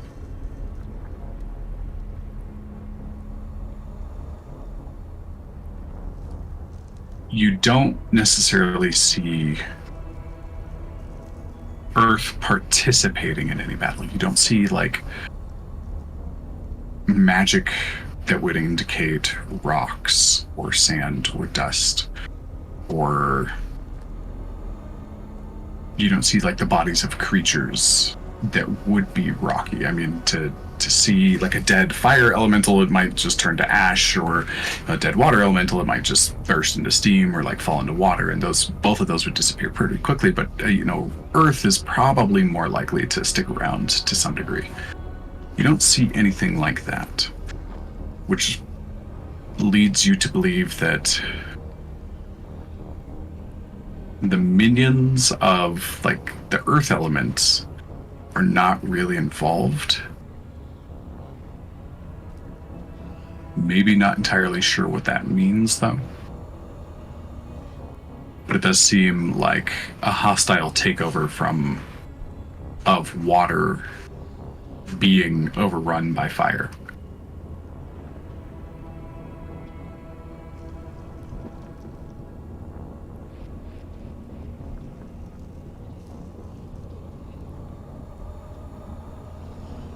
Sounds good. Okay.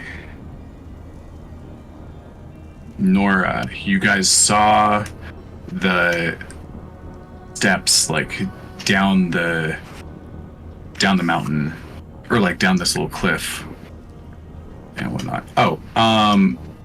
For anybody that didn't fly or spider climb or something down, aka Leo and Nora, I need athletics or acrobatics checks for you both for descending.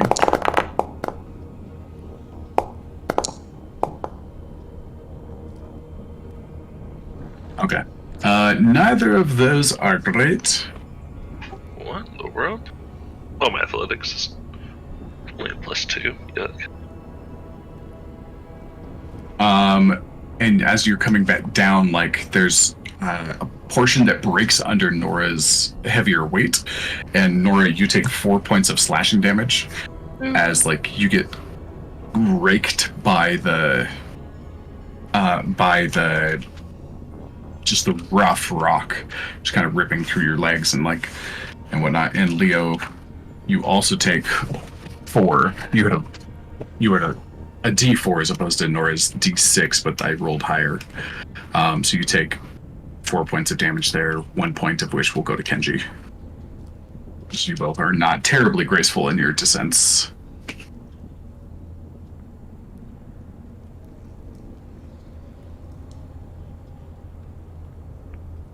I don't think this place is ADA compliant. Well, I don't think you're getting workers' comp. That's always hard to collect as an independent contractor anyways. Yeah. I think I found a tunnel here that's not overwhelmed with lava. Is that the one you think that this thing's gone down? I do not know. I'm not a great tracker.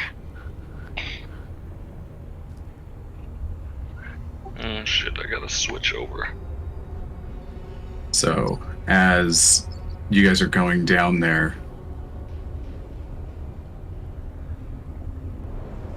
How much level? See if I get kicked out, maybe. okay, See you. We'll see. So, very much so like a shark attack coming out of a swimming pool. Dro, as you get within about 10 feet of this particular lava pit, as you were the first one to pass by it after Yaslin retconned what she was doing once I gave her some actual direction. Just walking by, kind of a little bit out of it, and your friend, Cute. the fire flower, bursts straight out of it like a dolphin jumping through a hoop at SeaWorld. Just Literally, as soon as I started It's walking, I was like, it's a lava creature. Quentin? It's a lava shark! Just kidding, it's a lava as lizard. it dives down, engulfing you entirely in its mouth.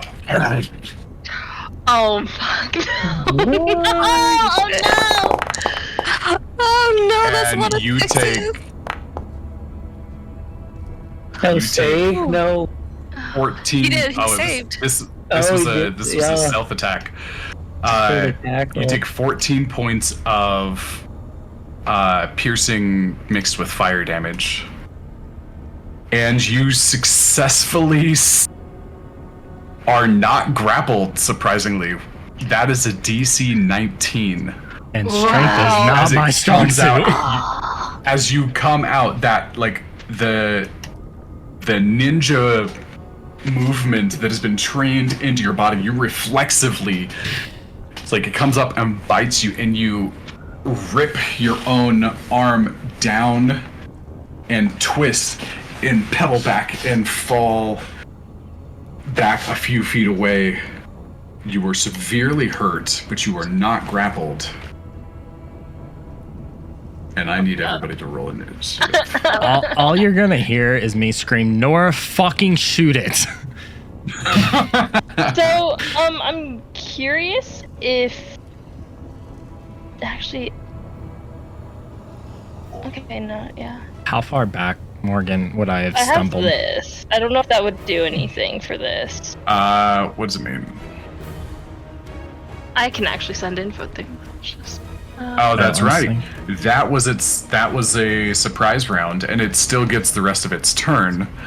But Yaslin gets to join in on the surprise round, while everybody else is essentially stunned.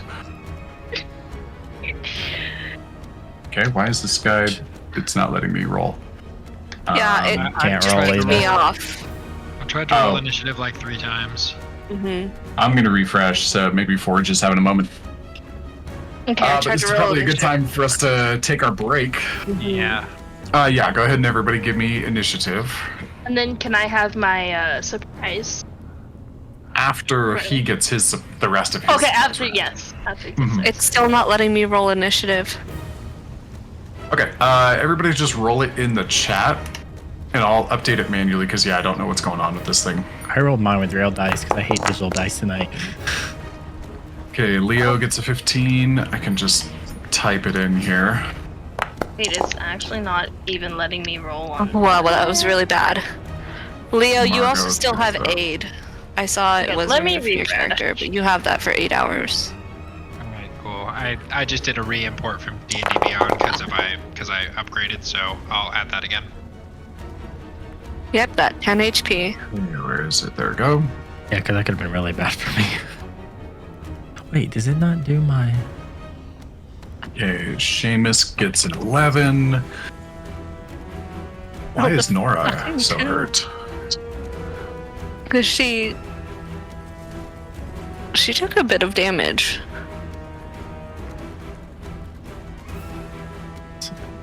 No, not from the. Climbing down. No, that's only 4 points. Yeah, from the Yeah, methods or whatever. She was like way in the back. Yeah, I don't think she got really hurt much It at all couldn't from the have been. methods. Maybe a smidge, but not. She's like down half her health right now. That doesn't seem That right. doesn't sound right. I'm gonna give her. So she took 4 from the slash. I want to say she took 7 or 11 from the methods, so that'd be like 15. I'm just gonna drop her 15 total. Also, Okay, there we side go. Were you note, counting her falling from the cliff, just barely? Oh, Yes. yes, she did do that. Yeah, I did include that. So Yaslin, what's your? It is still Initiative. not letting me. roll. Yeah, it's not doing initiative, so just take whatever your initiative bonus is and just like roll it in the chat as a d20 plus 5 for you. Yeah, it'll be And an then- advantage because of my stuff. Yes, You it can will. click advantage on the roll too. I hate dice. You Oh, freaking does. great. So TBK. it's a Okay, 19. what? It's a 19 plus 5, so it's a 24. 24. All right. And lastly, draw. 21. I re-rolled too because I didn't add my initiative bonus this time. I did. Okay, then I'm just gonna add your initiative bonus instead of taking the reroll, so that'll bump Leo up to 18, and Dro got a 21. what? 21. Also, side note, just so you're aware too, the temp HP is being wonky again, but you can go in and override your overall XP, or not XP, I will give myself 2 levels, please. Thank you. HP. Yeah. So I bumped mine from 51 to 61, just FYI. Okay, sounds good.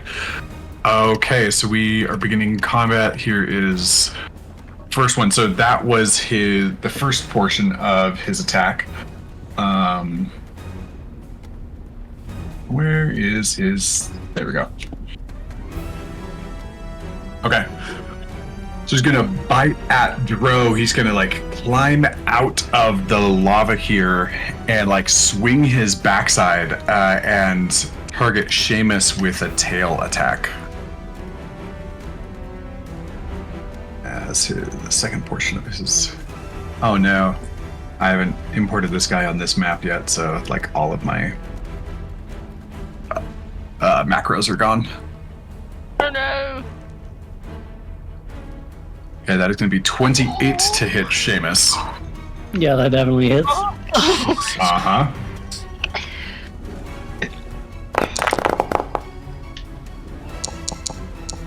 Okay, that'll be 26 points of bludgeoning damage. And Seamus, you fail your strength saving throw, and you are launched backwards 10 feet, and you slam straight into Nora. And she keeps you from, well, let's see what Nora's strength save is. Probably pretty good. So she's gonna try to catch you a bit here, and as long as she doesn't fuck it up. Oh, that's Ooh, nice. Okay, you come flying, and like a swing dancer, she catches your body, like flips your momentum, and sets you right back down on the ground. You are fine. No I'd be getting knocked. swooning if I wasn't bleeding internally. Gosh. perhaps that's a different reason to swoon. Yeah, so she just saved you from getting prone. Okay, so that is its multi-attack. Now it's going to use its bonus action to look over at... Let's see. It remembers you guys. It remembers. Oh, it remembers Nora. Oh, so And as it rips itself out of the lava, Nora sees this, Dro sees this.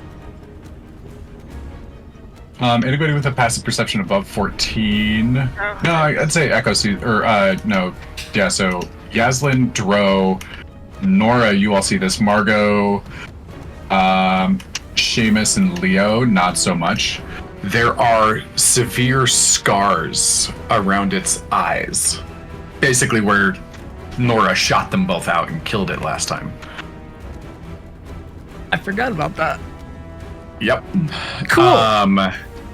Yeah. So it's going to look over at Nora, target her, and use its bonus action to slag spit.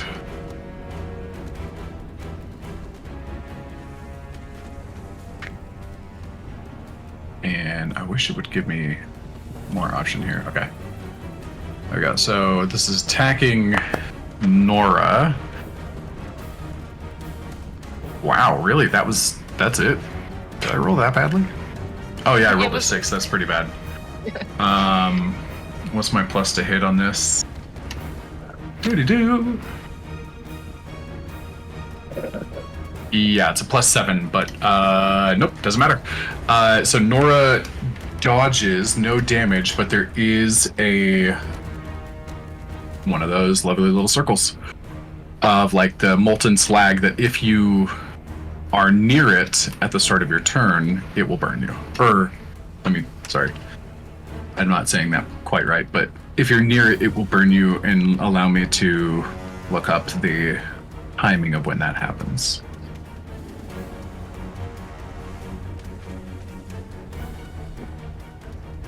Okay, so now it is Yaslin's turn. Oh my god, I'm so fucking pissed off. Instantly rages, and yeah, it's like the ropes that she was like,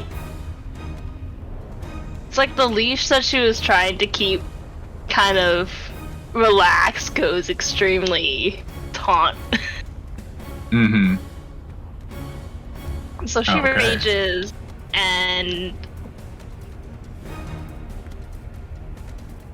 let's see. I think I gave you a rage. Yeah.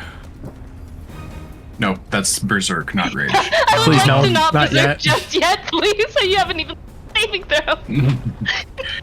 Go berserk. No saving throw or anything this time.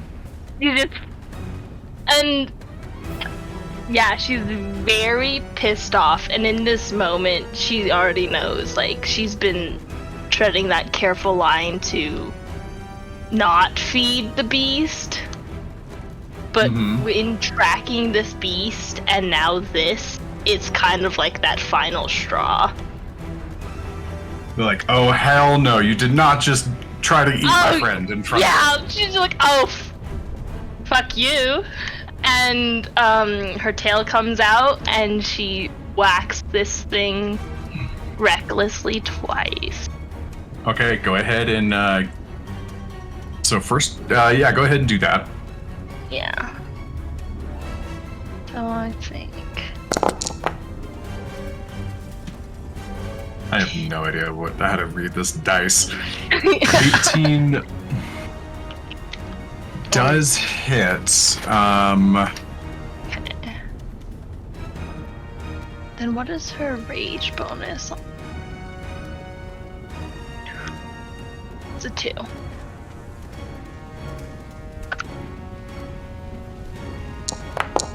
That is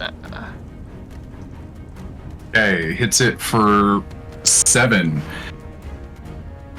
And as you hit it, it flexes portions of its body and its shell explodes towards you where you hit it. As like a series of shrapnel. and that will be 23 on your dex save. So that'll deal 5 points of damage to you, but you're raging, so it'll reduce it down to 2.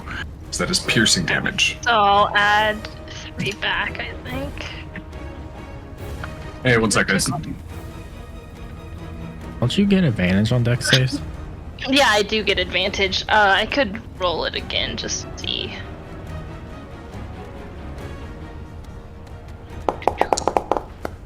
Can you tell what that is? Yeah, totally. It's a TPK. It's a 19. What? Yeah, it's a TPK, 19.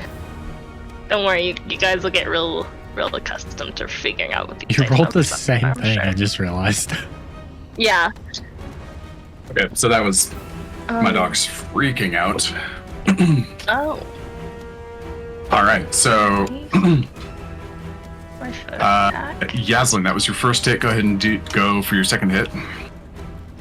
Oh. Natural 20. All right, go ahead and hit it. Also, Yaslin, you take...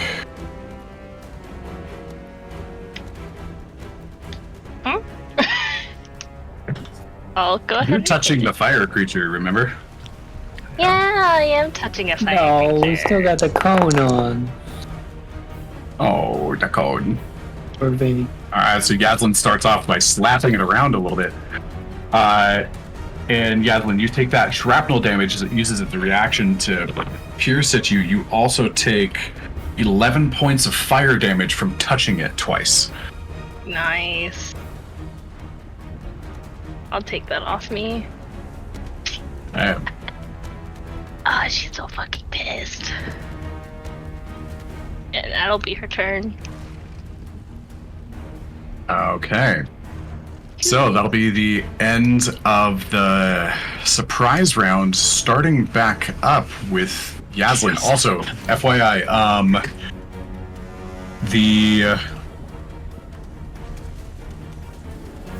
oh, that's fine. If you're within 10 feet of the creature or one of its hotspots at the beginning of the creature's turn, you take its fire damage. That's the formula here. Are we aware of this? You guys, yeah, you guys know it's hot. Oh, well, You guys know how hot it is around here. Yaslin, my favorite words. Oh, No! Nick. No! Save. You gave it real fast. You said it, not me. Give me a know. charisma saving throw. She got real fucking pissed. That's a nat 20. Interesting. I think she didn't think, but she's also doing it from the pureness of her heart. It was a very selfless. You see this thing and like those fighter senses when things kind of like slow down as every instinct and reflex in your body and sense are all like ticking in at the same time. You spin back around after hitting it with your tail a second time, looking forward at it, and you have this moment where you hear, "What's the difference?"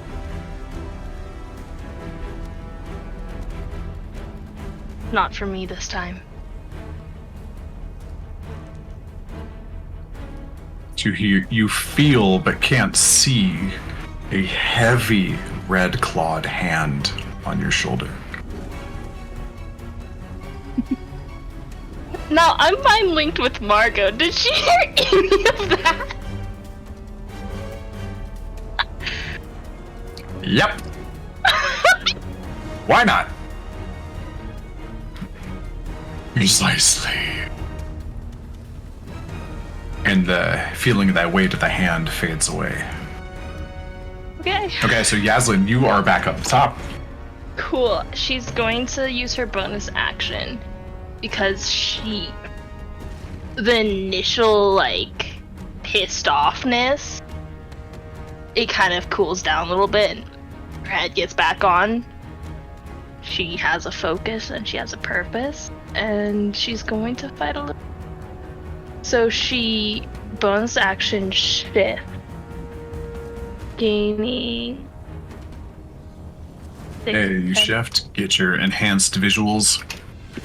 Once again, Yaslin's eyes becoming cat-like or lizard-like slits of pupil. Incredibly aware of what's around her. Then we're going to give it 2 more whacks recklessly.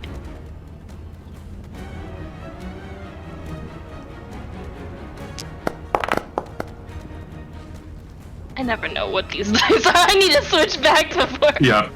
Oh, that's bad. That was a 2 and a 3. Yeah, I was like, Mm-hmm. I don't know what I'm rolling now. Okay, I can actually. Yeah. Okay, well, I can't. Nice. Perfect. Alright, and my second attack.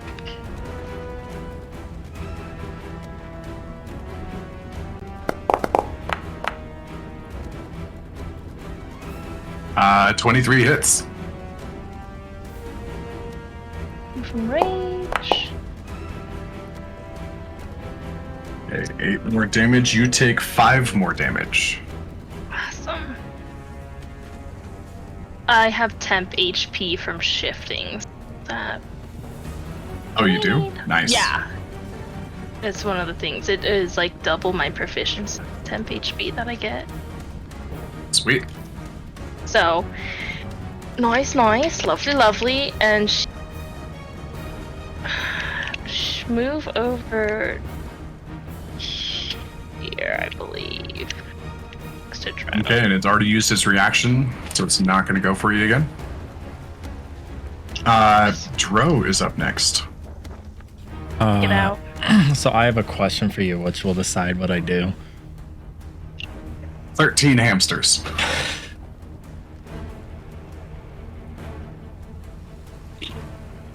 You're gonna need at least 20 if you're gonna pull it off. It's true. Oh, my foot's here. Seamus, I feel like you know how like grifters always have these like insane like names for their plots.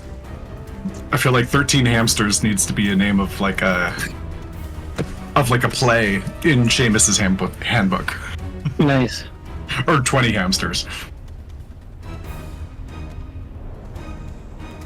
I like it. Mm-hmm.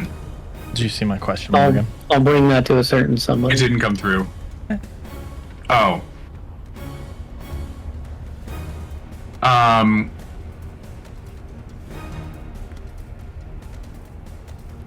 It's not. I'll send it to you. I say it's a loaded.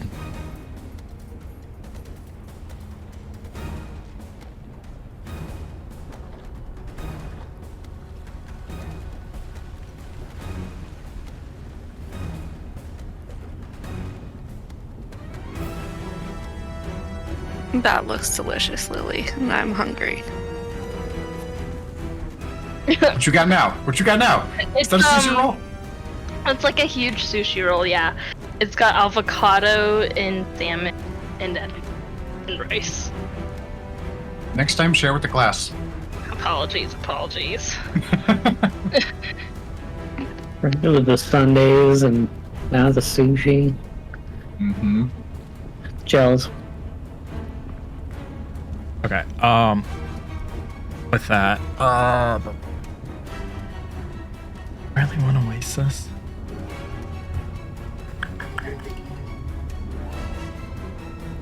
Yeah, I'm gonna have to.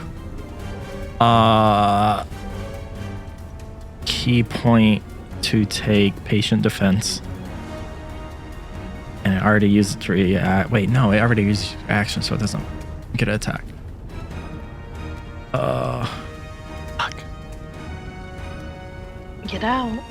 Where? That's the From the problem. tunnel. I don't know what's down there. Probably better than whatever this is. I think we gotta kill it. I don't think we have another option here. So to answer your question, Morgan. So nobody... Yeah, because you cut the mind link, so nobody hears it.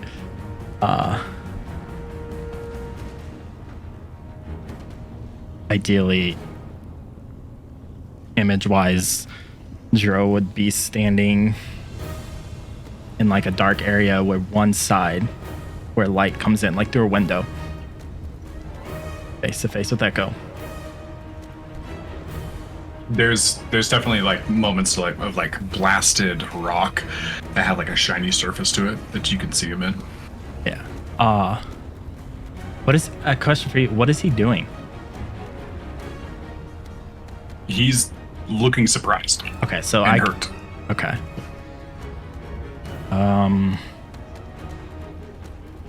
Obviously, I swear to God, if you say anything, I can't handle this. Not up close. And you can. He's gonna hold his arm out. Just this fight. And then we can discuss alternatives later. And as he says that, he's gonna glance over at Margot. And then look back at Echo and kind of grin at him.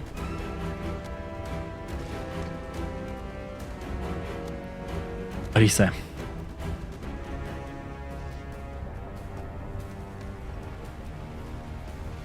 This is gonna be fun. Just gonna step And back it's great away. because you don't really see Echo smile. Not his thing.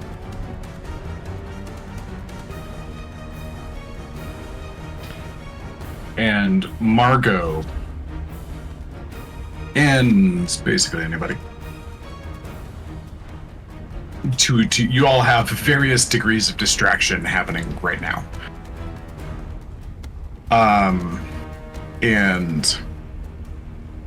But for those who do kind of wish to see it and would be paying attention to Dro, see him reach out to this kind of like reflective wall. You see this kind of whitish energy with a purple tinge to it, almost like a lavender, like launch out and head towards the wall. All at the same time, this blackish energy with like a dark plum tinge to it kind of swap side. And it's just for a very brief instant. And the face changes.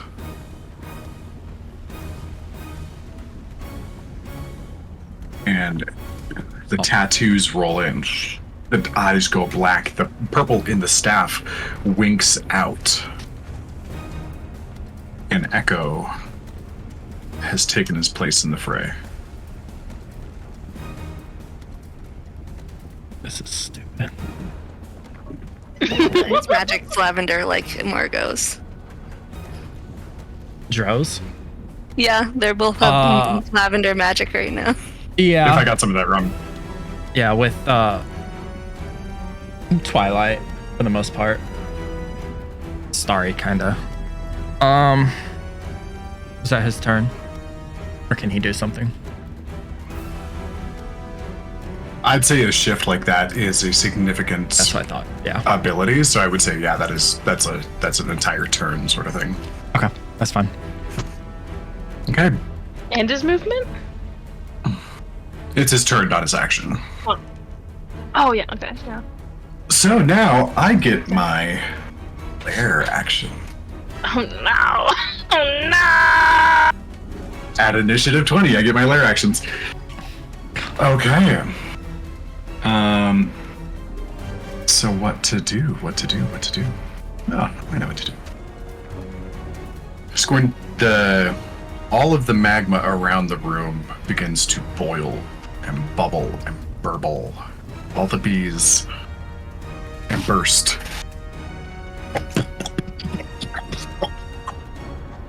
And the temperature in the room increases significantly. Now it's starting to feel like the pagoda. I need everybody to roll a Constitution saving throw.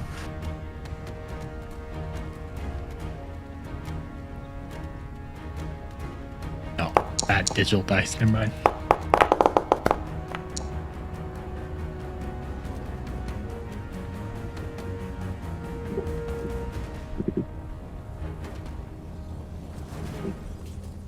12. Okay, who we missing? I'm missing Seamus. I'm missing. Oh no. I'm missing Echo. 12. 12. Okay. Anybody who got a 15 or lower, you take 2d4 fire damage. And that is going to be 6 this time. Seamus, this is repeating itself a little bit from last time. You're going to take double on that as that magma, or as that slag spit that's next to you and Nora. It kind of like, as it's cooling, it kind of sizzles and pops and like sprays you on the side of the face for a little extra umph. So is that 4d4? That would be 4d4.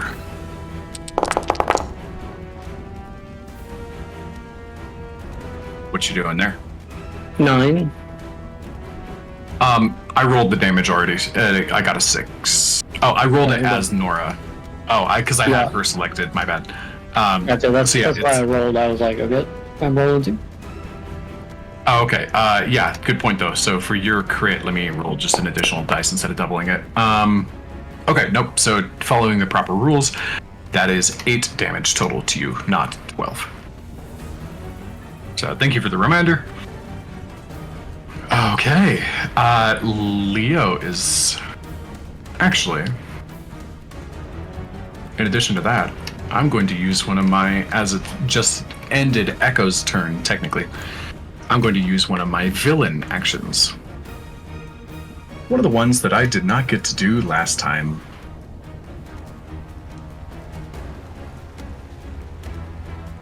He's going to turn his head over to where Leo, Seamus, Nora, and Kenji are. He's going to breathe in. He's going to breathe out an enormous, thick cloud of ash and smoke. And this is a 60-foot cone.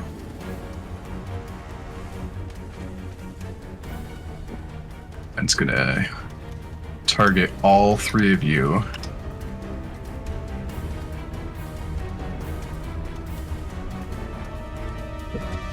Okay, let me just double check to make sure I got this thing looking right. Yes, I do.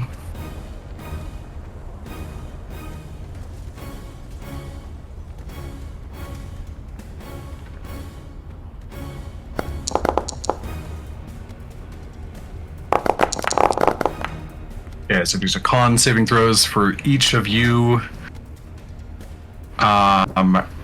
That is a 12 for Seamus. That is a 18 for Leo. And Kenji, you guys are fine. You're going to take half damage, and I don't know where Nora's roll is.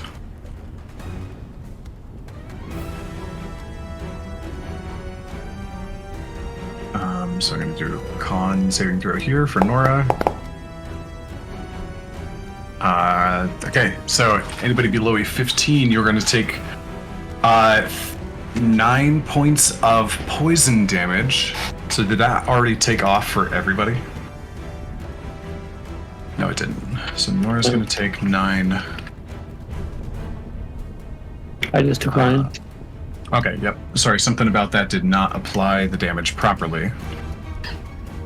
And I'm actually gonna orient the cone just a little bit differently. Okay. And the cone stays in that area. It is heavily obscured in this kind of ashy royal, and it kind of like fills that quarter of the room about. Okay, so now it is Leo's turn.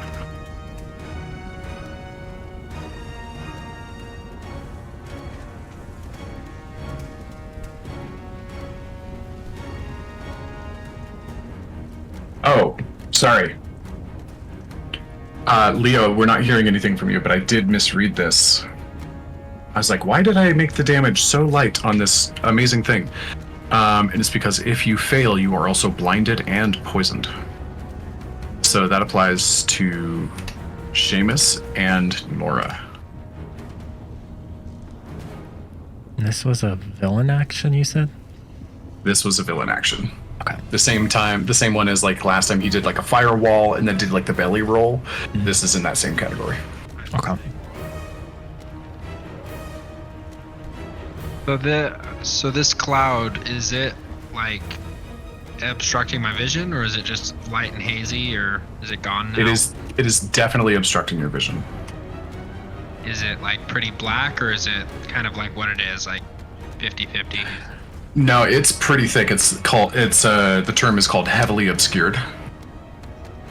All right. I think what Leo will do is, if he can, he's gonna grab Kenji and try to get out of this nastiness. So he's gonna just go towards Kenji until he's out of. Okay, sounds good. Let's see here. Yeah, you pick up Kenji. That could be like your item interaction, just to like pick him up because he's willing, and just trundling off until you kind of get out. And you're not blinded by this, so yeah, you can do that. It can be your movement and your item interaction. Sorry, I wasn't pressing my button. So Okay. right where I'm at, is this like I'm basically covered between him and me by this cliff? Yeah, there's like a little alcove that you can tuck behind there, based on where you're at. I'm gonna do that, and then for my action, if I can, I'm just gonna kind of duck around the corner and fire my crossbow at it. See what happens. You would have to spend your action to grab the crossbow, because Kenji, like picking up Kenji, counted as like the time you would take to like draw your To take crossbow out in the an first item. place. I gotcha.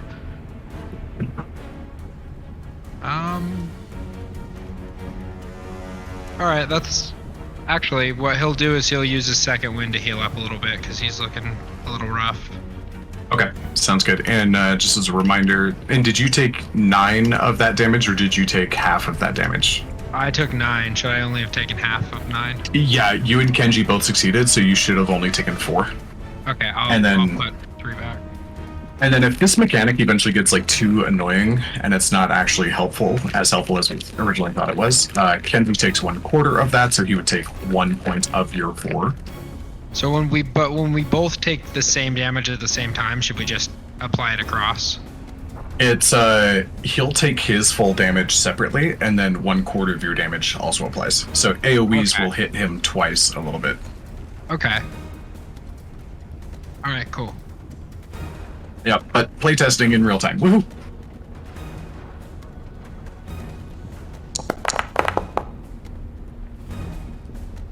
All right, 16 health back, All right, nice. and then I'll add back as well. hmm Okay. And if you did want to use your action to pull out a weapon, you could do that and have yourself prepared next time. Yeah, I'll do that. I'll be holding my crossbow. Okay, sounds good. Okay, Nora is up next. Somebody want to run Nora, or do you guys want me to run her this time? Kenji have a turn as well? Oh yeah, Kenji's turn, for sure. All right, with Kenji, I'm going to have him run around the corner. hmm With his turn, get a little close and use his torrent breath. Okay. So he's got 25 feet of movement, 5, 10, 15. Yep, he can reach him. So go ahead and use that torrent breath.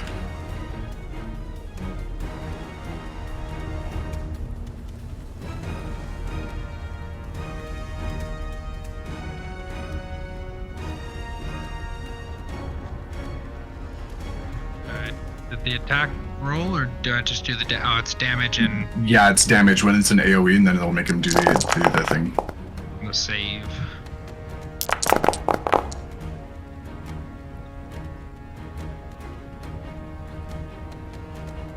So he failed, and that Holy was a sh- critical 24.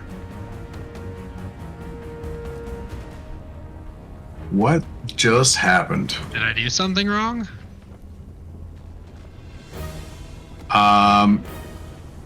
Yeah, that it's rolling like it was a crit for some reason.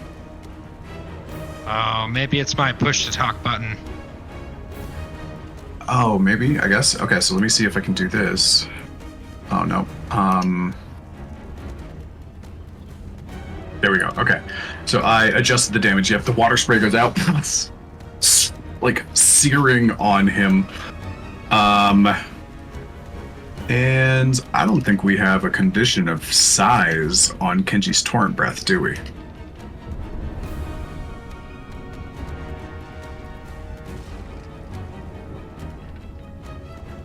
I don't think so. Nope. Oh, actually, like, the push isn't actually written into the ability. I think we've just been adding it naturally.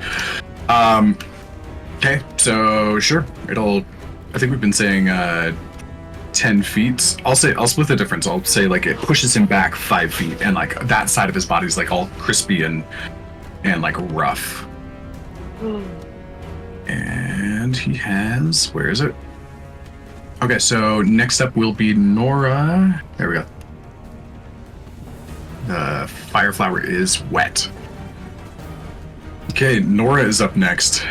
She's going to step away blindly. I'm just going to roll a D4, or I'm going to roll a D6 for her just to see which direction she's going to go, because she's blinded and obscured. Okay, so that's a 5. So 1, 2, 3, 4, 5. She's going to just kind of walk over here until she kind of feels confident that she's out of the smoke, as it's not, like, actively choking her anymore. And then she's going to... I don't know, she's going to spend her turn, like, rubbing her eyes out, like, trying to... Well, actually, she's going to walk over, she's going to drop the wave launcher. So the wave launcher will be right here. And then she's going to spend her... Kenji. Yeah, right in front of Kenji. She's going to spend her turn, like, trying to rub the soot out of her eyes and get rid of the blinded condition. So I'll give her advantage on her con save at the end of her turn here for doing that.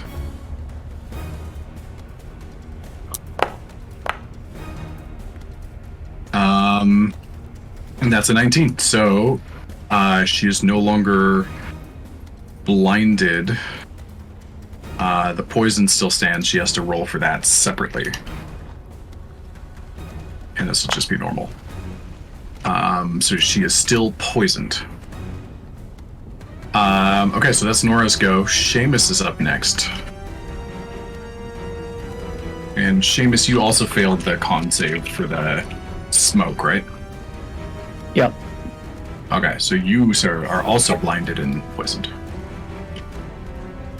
Yes. Am I also going to take damage for starting out in this slag, or is it at the end of my turn? Or it's at the start of the beast's turn is when the heat from the environment, that's not like the air, but like being close to it or being close to one of its slag spots is when you get hurt that way. Okay. I will, reach out my hands and call on the shadows from between the cracks and crevices to reach out and try to grab the creature as I use a shadow's touch. Okay. The attack is at disadvantage. Geez, okay. It's a big creature and you can kind of remember where it was not too badly. Yeah, that hits.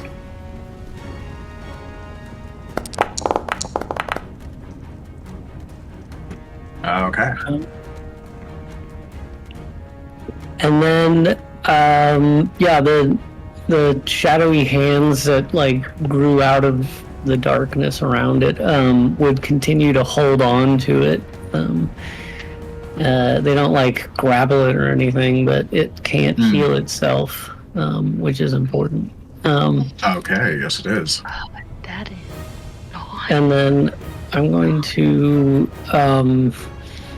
try to, I guess, run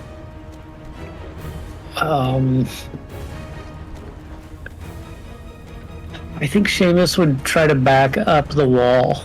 I think that, like, I think that Seamus would have enough situational awareness, like coming down into here, doing some investigation, and then seeing the thing jump out and blind him. I still think that I have an idea, a pretty good idea, that the wall is behind me, and that the monster was in front of me. So I feel like I could probably back up. But if you want me to roll a d4 or 6 or 2 or any number of dice. Sure. The only complication here is there is a chunk of slag right behind you, and like being near it will burn you when the creature's turn starts, but directly touching it will burn you immediately. So avoiding that should also be in your plan. But I also agree. Just roll me just a dex check, just to keep your footing as you're kind of moonwalking up the wall.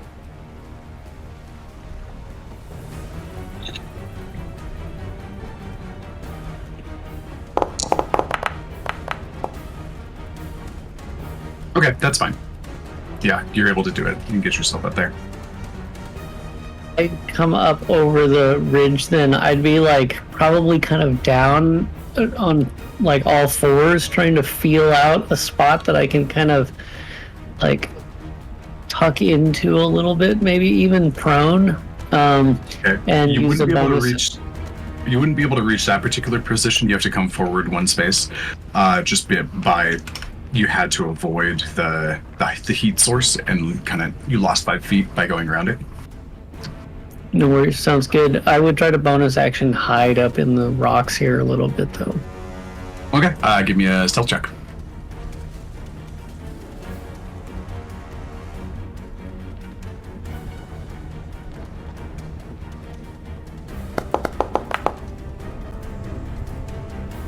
All right, a panicky hide is underway. Rough. A little bit. Okay. Next up is my turn. Okay, so it's going to the wet from Kenji's blast is going to evaporate off, as do the little black hands that Seamus's spell was gripping onto it with, and it does not regain HP this turn, but that portion is done. Okay, what's the range on this? That's what I thought. Okay.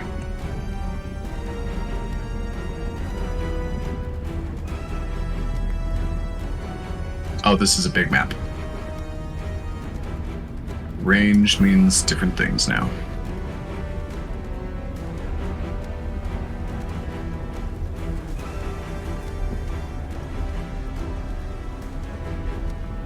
Okay, it's going to move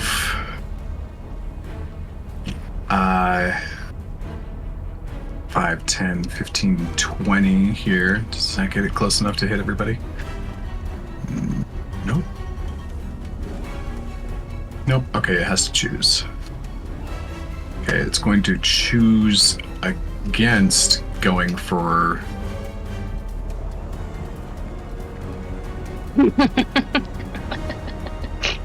Let's see here, where to start out. Yeah.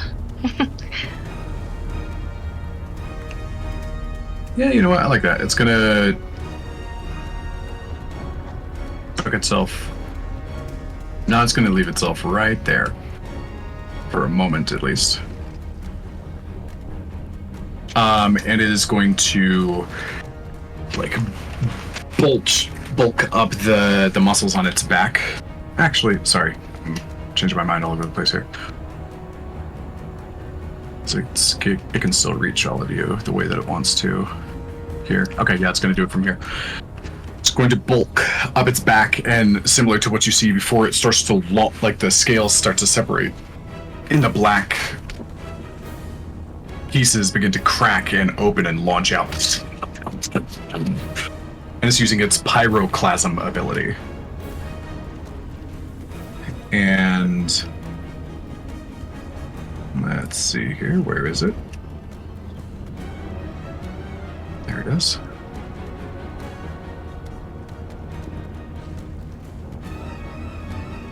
Oh, it's this thing. Oh, come on. Yeah. Sorry, I gotta remember zoom out this. before I place that again. I remembered. Mm-hmm. Yep, and there's no way that I can kind of reach everybody. So, it's going down here. Everybody is gonna get some dex saves. Oh, this isn't projectiles, is it? It is, but they're like vertical, like flaming boulders coming down. They do a mix of bludgeoning and fire damage, but if you successfully deflect the missile, by touching it, you'll still take the fire damage, but you can avoid the bludgeoning damage. Oh, so I can do deflect missiles? I'll say yeah. Yeah, it would be totally just to move it away from me. Yep. All right. Okay. Are we so- rolling the dex saves? Because it didn't force us to roll.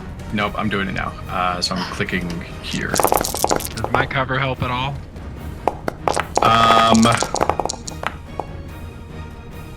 Ooh. So much just Yep, you happened. did state that you were specifically going for a cover.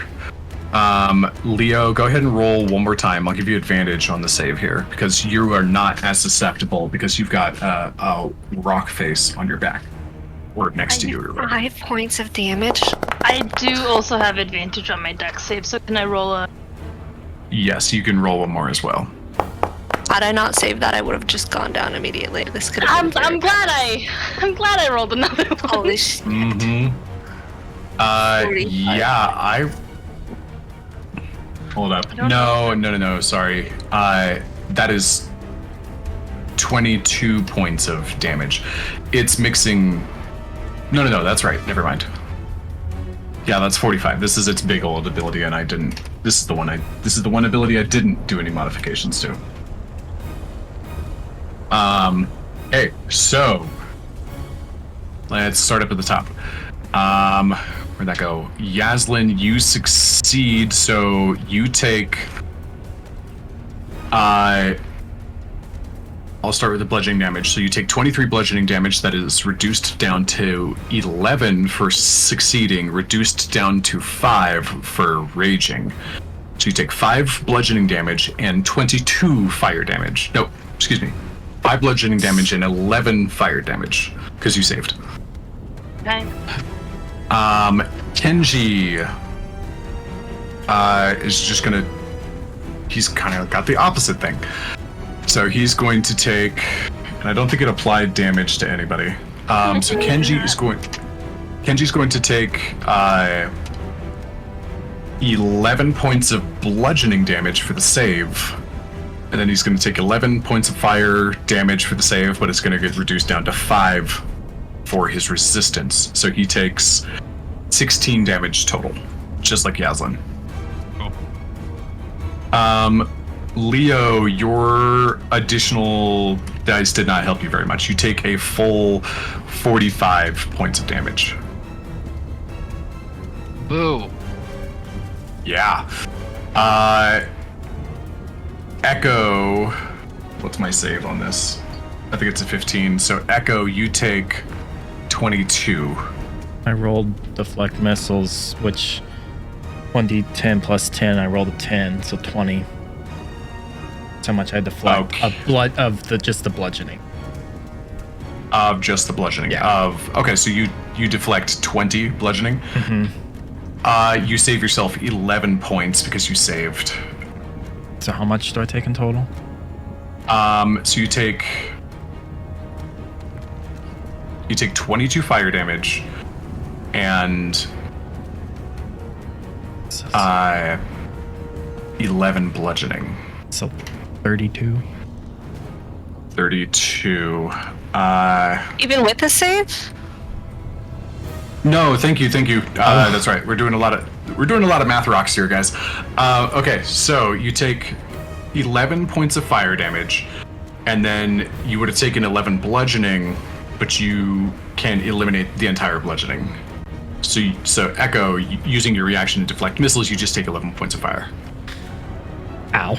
Still hot. Still, Yeah, ow, how I yes indeed. feel? I'm like, ow. Okay, Margot, you saved really strong, so you just take a straight 22. And I didn't do Nora's save. Man, look at that. I don't think I did Nora's save. Nope. Okay, that's a 14. Ooh, that's going to be a straight fail. So Nora is out because she only had 38 and she just took 45. And she's blind, so she would have failed. That would have been a disadvantage, anyways. You didn't have to kill her character. Dallin's not here to defend it. Wait, she has 40. She had 48 HP. 38. She had 38 HP Oh, and she just 38. took 45. Yeah, she's down. Okay, and the other portion of this, would somebody roll me a d12, please? Or actually, 2d6, please. This is how many balls are going to be dropped in the vicinity for difficult terrain and slag spots. Who is feeling unlucky? As in, I they're am. gonna roll low. If Don't you get roll mad at two- me if this rolls good. Yeah, if you roll 2 6s. 2 4s. Oh my god. Okay. I'm sorry, guys. All right, so I'm gonna just kind of randomly place a bunch of these around. Oh, no, I can't put it over there because I didn't reach that far. 1, 2, 3, 4, 5, 6, 7, and 8. Renee. Leo took a big hit, so I'll put another one next to Leo. I think we gotta run. I told you that when we first got in here. Okay. Alrighty then, and I'm gonna... Come on now. Oops, I'm the wrong thing. How far can I throw a hippo? Depends on how strong you're feeling. Yeah, I know. What did Nora do on her turn? Nothing. She got out of the... She was super poisoned, and she got out and, like, closed... Like, rubbed the smoke out of her eyes and, like, got unblinded. Oh, no, so she wasn't blind anymore, so she wouldn't have done it at disadvantage, so it was just the normal roll. But it was just a bad normal roll. Doesn't she have advantage on that? Does she? Does she have advantage on dexterity saving throws? She has advantage on something. She has advantage on Strength? strength checks. Ah, okay. Mm-hmm. It's me Yep. who's got advantage on the dex. Oh, okay, Mhm. good. For now. Cause I'm a barbarian. Okay. All right, so that was its action. Did you just say for now? And it's going Like- to look around at you all. And Back fucking furious. That fucking one ability took us down. it's No. just scooching down over here. Oh, And you it's going- really want to get closer? It's going to... You know, I'm going to do an intelligence check on this thing. See how smart you want to be today. Alright, we need Berserker. Let me step Yeah. back. Let me step back. Oh my god, stupid! It's a dummy. Well, that works in your favor, guys. Okay, it's like just looking over here and seeing Margot as the smallest thing. It doesn't look like it has a spike shell on it. It's just kind of like stalking over, and I rolled a natural 1, so it's not even going to use its bonus action this time. If it was smart, it was going to block your Cative. I know exactly Alright. what you're doing. I don't like it. Uh-huh. Okay, so that was my turn. Alright. Her veins are gonna flare lavender. She's a little crispy now. And she's going to shoot out a nice little Yeah. Light. Oh yeah. Fuck. Ooh. Please do lots. Please of damage. fail. Oh, that's such good damage. Success. Ah, but it Success. succeeded. Dang it. Yeah. And still 18, you still managed to reach out there and just. Ooh, what does your blight spell look like? Don't you have something to negate I imagine that, you though? see her veins flare lavender, and then the energy shoots out lavender, but as it goes, it's like lightning bolt turning into kind of like an ichor black as it pulses into the creature. Like silvery bar. All right. Yeah, Just tearing large chunks off of it. And it sucks in a lot of necrotic damage. Margot, don't you have something to change those rolls? Didn't you have something? What? Force a. Like, wasn't it something with your sorcery point or something? Or silvery barbs? Well, I could silvery barbs at saving throw, because that is a. Did I? Reaction. Yeah. Yeah. Let's do that. Try again. Try again, she said. Alright, what's my. It's a con save. On save. Try again. Alright, using your reaction, burn that spell slot. Dang. No, it's Thanks. better. Dang it. All right. It's a worthwhile effort though.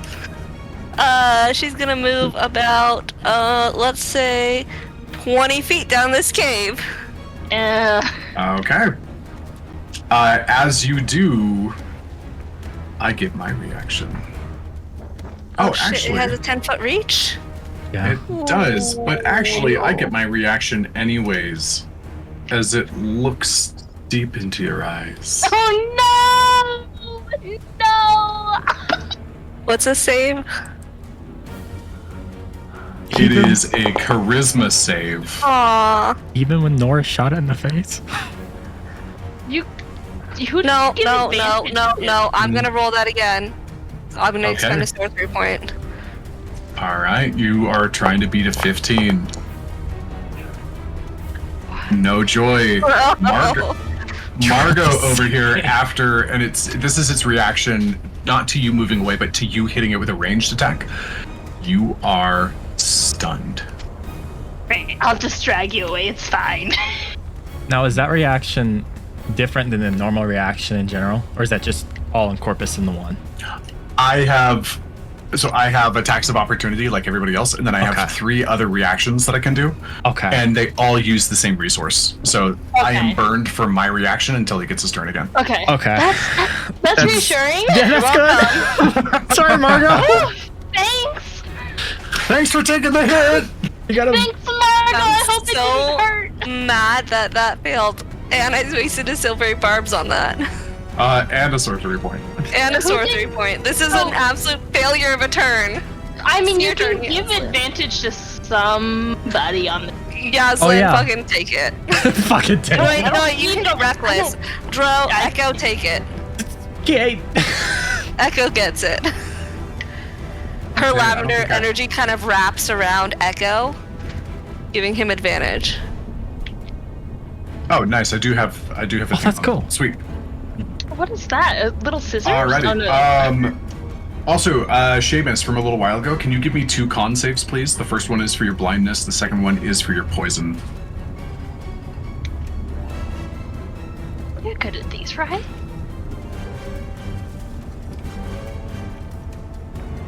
I'm very confused why my character sheets aren't lining up. You're like, what's right? Clicking is Spot the not doing it. difference. Yeah, because there's this ability I need that's on this one, but not in Forge for some reason. Okay, your blindness still stays. Oh my god, what is with our rolls tonight? Guys, We're gonna die. retreat. We can't. Nora's down. I'm stunned. I don't. Mm-hmm. Yaslin, it's your return. It's because you brought those freaking weird dice that said TBK on them. Listen, the TPKs are 19s on my side. It's not my fault. Is it obvious that Margot is like stuck right now? You know what this thing does at this point. You've seen it do this a couple of times. You're like, oh shit. She looks at Joe. You right behind us? Dro's not there. She looks at in parentheses. Dro, are you right behind us? Gonna look at you and just kind of smile. Man, it'd be stupid not to be. Yeah, okay, great, cool, awesome. She's going to pick up Margot and just haul ass out this tunnel. Okay. Okay. Okay, you go over and pick her up. Give me an athletics check. If it's above a 15, you've got your normal movement speed. Yeah, Or- she has Yeah. Yeah. Yeah, that's fine. Let's Yeah, go. you've got your normal movement speed. Normally this would be half speed, but she's like locked up, so she's kind of rigid. And you're a barbarian who's ranging, so like I'm not gonna reduce your movement speed. Barbarian's on that. raging. I like Just needed me over her shoulder. yeah, a very stiff Margot is being ran out. Yells back to the others. Find a way out of these tunnels. And she's gonna take Margot, and she can go 40 feet, so she's gonna go frickin'. You already moved 5 Oh yeah, feet we there. moved 5 feet here, so what? 5? Right here. Okay. Yeah.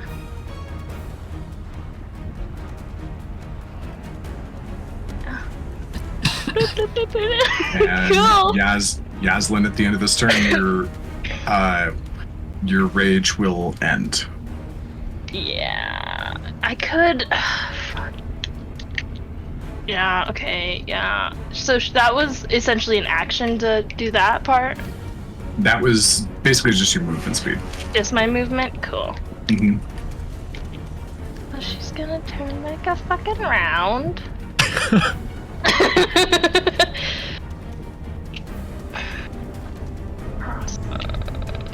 Put her down. Does that take an action to just set her down? I get to Free set action. her down?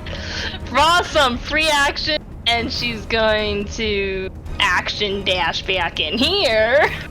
Okay. Listen. Welcome aboard the Yaslin Taxi Service. Yaslin Taxi Service at your service. She needs to get hit. That's all she needs. Yeah, I'm like, all I need to do is get hit. Please fucking hit me. I'm sure it will. Actually, what You- she's just gonna do, she's just gonna bonus action re-rage. There. Okay, you can go up and So much touch it. smarter. Oh, can I actually? I'll go up and fucking touch it. If you go touch it, it will hurt and it'll keep your Okay. rage up. Not Then to you're stuck there for a whole nother round. 100% not to be that guy, but the guy that smacked you last time, Echo, is out right now.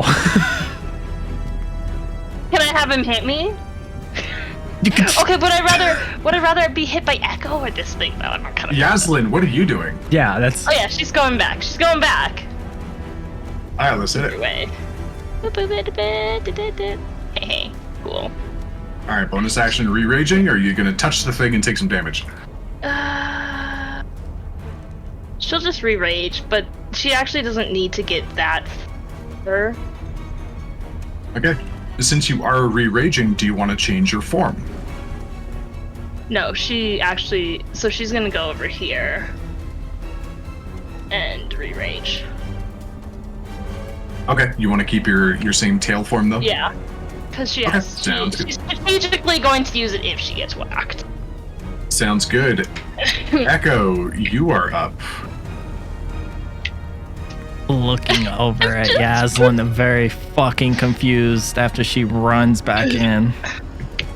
Listen, somebody has to get the fucking hippo.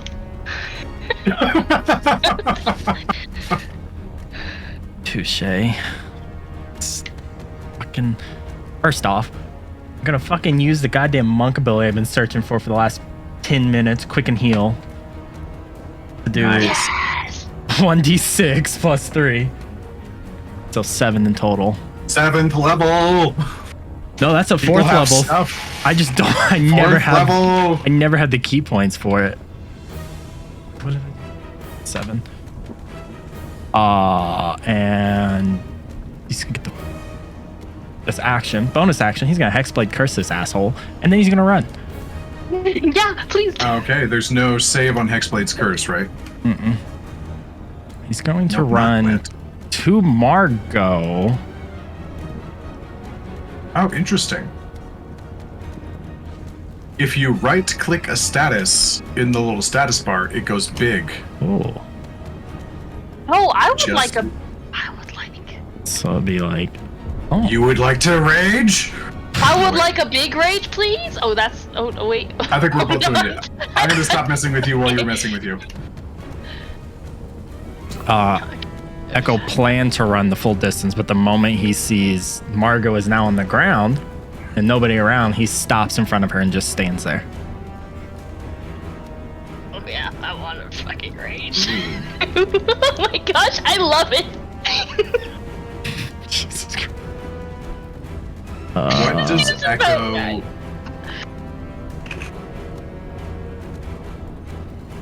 I feel like he would. What does he say to her?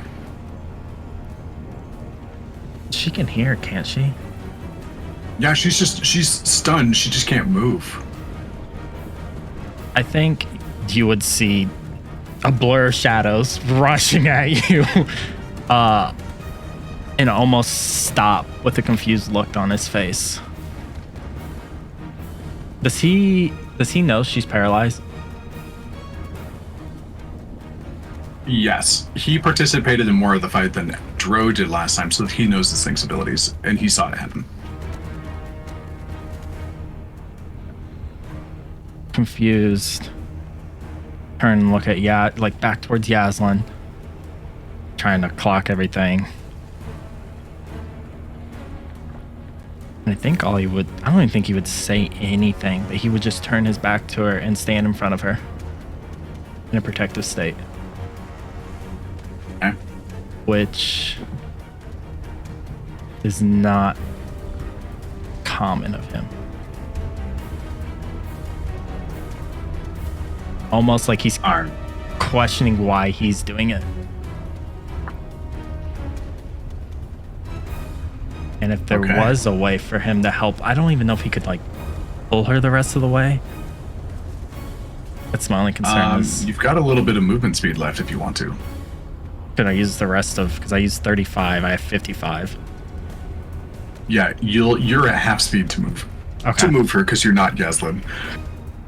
So however far I can get, he's gonna You've got an extra 10 feet of movement if you're dragging her. he's gonna stop, turn, defend, and just say, fuck it.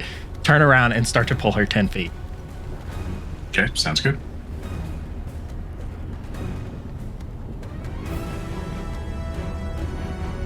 That's his turn. Purposely avoiding eye contact with her the entire fucking time. Okay. Sounds good. Argo has just been yeeted around by people this whole fight. Mm-hmm. It's casual. Casual eating, okay? I wasn't like throwing you, okay? She's into it. It's okay. Okay, this is a perception check from Beastie. It was not good. So basically that means Seamus is actually hidden.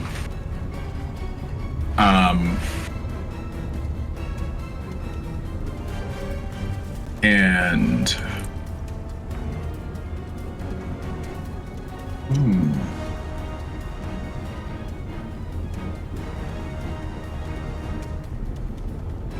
I need to get Sentinel. Just glare action.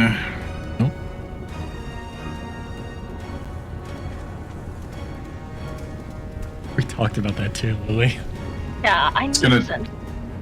It's gonna turn up the heat again.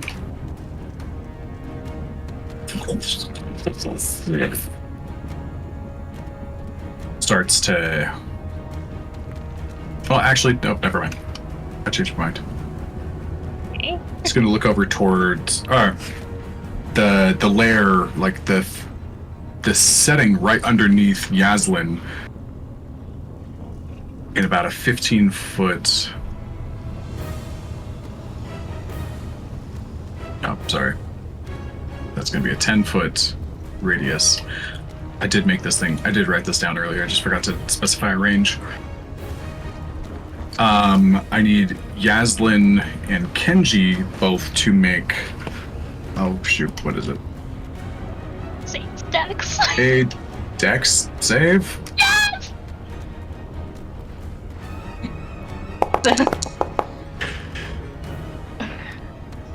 There we go. Move Kenji's dice out the way because I'm coming through. I'm typically good at these, except for today.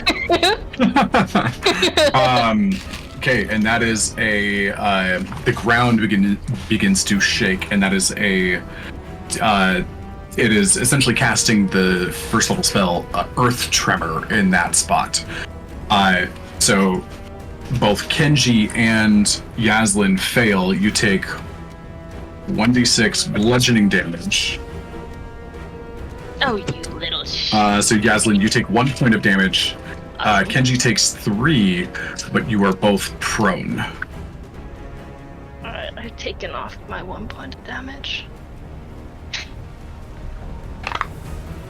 How? Okay, question- and this is difficult terrain. I'm gonna make this like a dark brown to signify. Okay, and Nora loses a saving throw, or she loses 2 death saving throws because she's automatically damaged, or she's damaged while unconscious. Doesn't Nora have the peripheral of wound closure, which? Yes, but it's at the beginning Oh, of her yeah. turn is when she stabilizes. Okay. And anytime, and she can still take damage to death. Oh yeah. She just stops making saving throws. Yeah. Mm-hmm. Oh, Hey, that's- Leo, you are up. Alright, Leo's gonna run around this edge here. And when he gets a little bit closer to Kenji, he's going to pull Kenji back into his crystal. Okay. So Kenji bamfs out. And that's your bonus action. And then with my action, I call upon Fuzz. Yes. Yes. We need it. Oh dear. This might not be a Go bad again. idea. We just need him somewhere that's not next to. We do need some kind of distraction. Yeah. Fuzz is a pretty good distraction. Fuzz is a pretty good distraction considering he was going toe to toe with this thing. Mm-hmm. Leo, as you come up and like look at Kenji, start to focus on him, roll a persuasion check.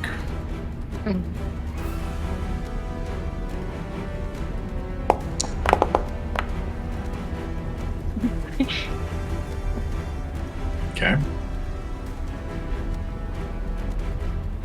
Evil.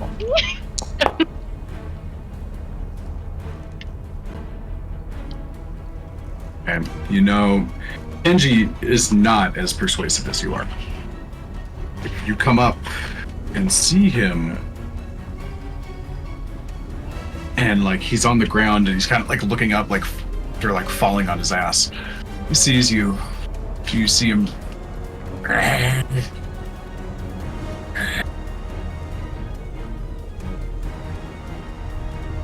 And he seems to be pleading with you somehow. Gosh.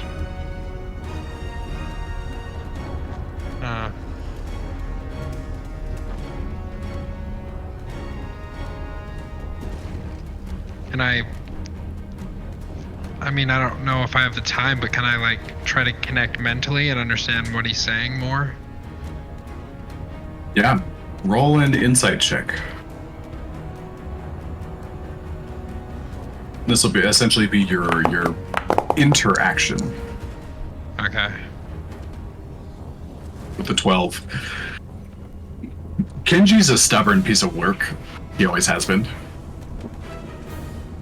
But this is something different than him just being obstinate in his normal state.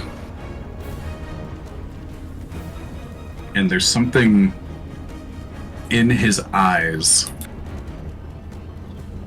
and you think it's like, okay, it's something in his eyes. His eyes are communicating to me, but as you like actually take a moment to look at them, there's actually something in his eyes. A like brighter blue spot is within both of his pupils.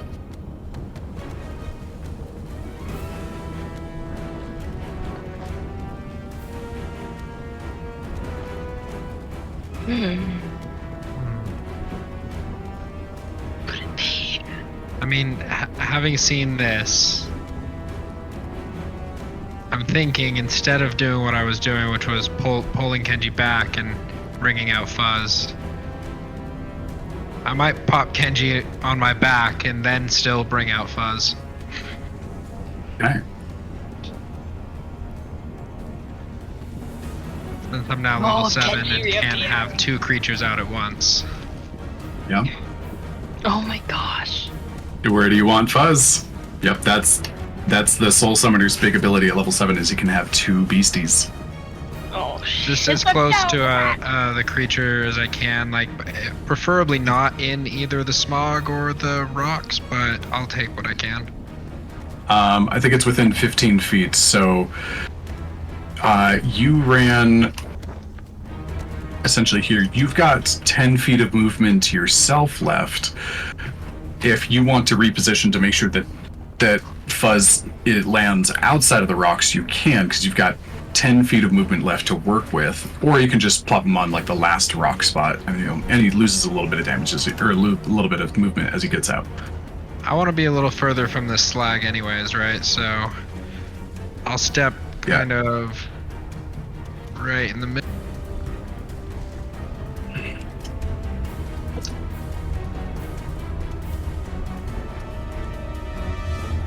Okay.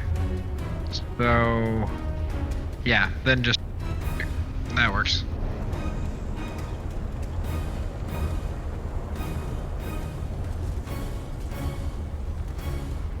And then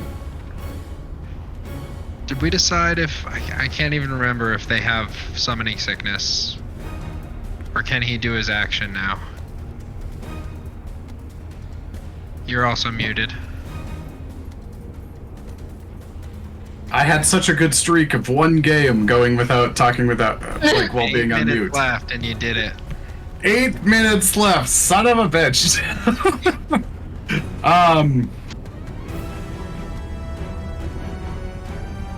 No, I think that's fine. I don't think they have summoning sickness. I think they can come out right away because you burned your action in exchange for him, so he can do his action.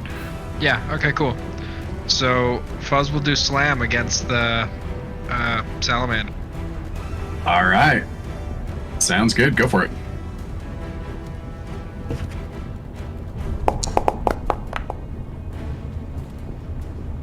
Okay, 18 will hit. That's above the armor class, so go ahead and deal some damage. Not bad. Okay, let's see here. Let's see, did that apply the damage? I don't think it did. And my guy here I is... didn't target. Oh, you're fine. I think the system's having a moment anyways. So the 4 points of bludgeoning damage does go through. The 8 points of fire damage are negated because it's immune to fire. And then Fuzz takes 2d6 fire damage, but he's resistant, so he's going to take 5 fire damage, and that'll be reduced down to 2. And Fuzz grows larger. Please be careful, I'm right next to it. Run. Yes. And Yeah, Fuzz I'm trying to gets Her unconscious hippo. big. Fuzz is now a large size as he sucks in the fire damage that is just the magical fire damage that is coming off of the salamander creature. Yeah, if it gets too big, I will drag. Mm-hmm. So. Okay, and alrighty. So next up is Nora's turn. And Nora stabilizes due to her pendant. A little warm red glow from underneath her shirt shines brightly, and there's kind of some warm red energy with a little bit of orange hue to it sinks into her body, and she stabilizes. I am going to roll one con save for her, just in case she gets a natural 20 and wants to wake up. So close. Freaking close! Oh, super close. So no, she is stable, but that is it. So she was at -2 on saving throws. She's back down to 0. She can die if she continues to take damage. Okay, Seamus is up. Oh, I'm gonna do a con save again for Nora. To get rid of the poison. Yeah, she's no longer poisoned. Gosh, Same thing. this is 19 again. Ugh. Mm-hmm. The dice be teasing. Okay, Seamus, sir. I am going to start by casting False Life on myself. Ooh. Shiny, what does that look like for you? Uh,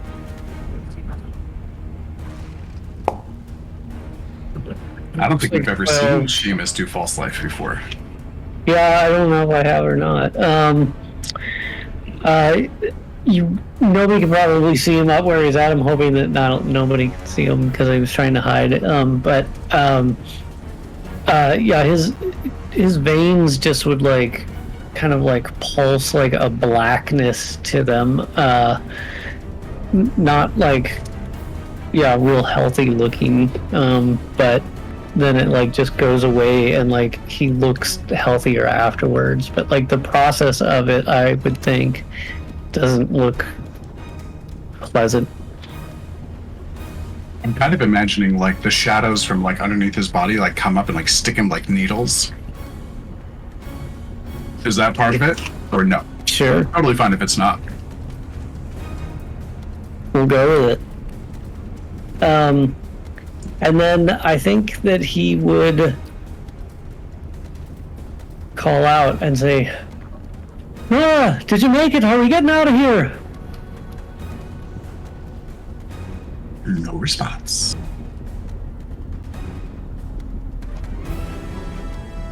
And I would slink back. I'm still prone, I think. I'm gonna slink back across the rocks until I can feel that I'm behind something, and I would bonus action hide again. Okay. Yeah, easy enough to do. Maybe there. Yeah, and go ahead and give me a new stealth check.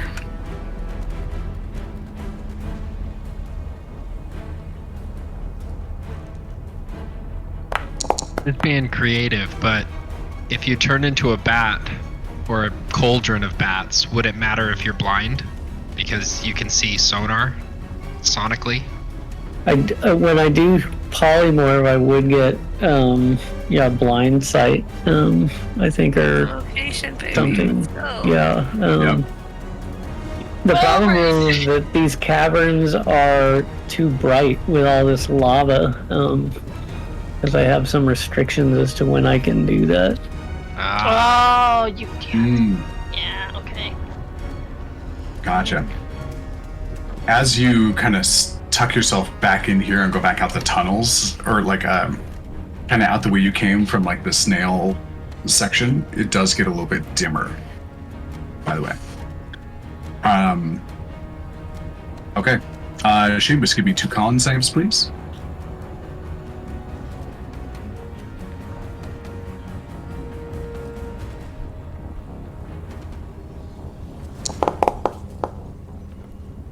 Okay, still blind. Still poisoned. Come on. These What is single wrong with digits. this? These dice are trying to kill you guys today. I think you need Yeah. to cleanse your dice and get new ones. Do I take damage from that poison then? No, it's just the condition of poisoned. Your attacks are at disadvantage. I got it. Okay. Let's see here. I'm going to use my villain action at this point as Seamus wraps up his turn. And he's going to use his tail whirl ability. This time he plants his feet really well and spins his body. Everything within 10 feet of him, he's going to attack with a tail attack. So that would be Fuzz and Yaslin.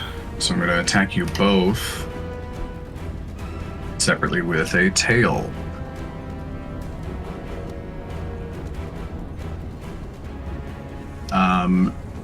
So let's see if this one works. Oh, it'll still just be straight on me because I can't be attacked with advantage. That is correct. Okay, so it hits Fuzz. It's going to be damage to Fuzz. Fuzz succeeds his saving throw, so he doesn't move. So he plants himself in. It just kind of splashes and comes back. So the damage goes through though. What did I roll? Water fire damage. Wow, I rolled really bad. That's a 1, a 2, a 2, a 2, and a 1. So Fuzz takes 1 bludgeoning damage and 3 fire damage because of his resistance. And then I'm gonna target Yaslin for the same thing.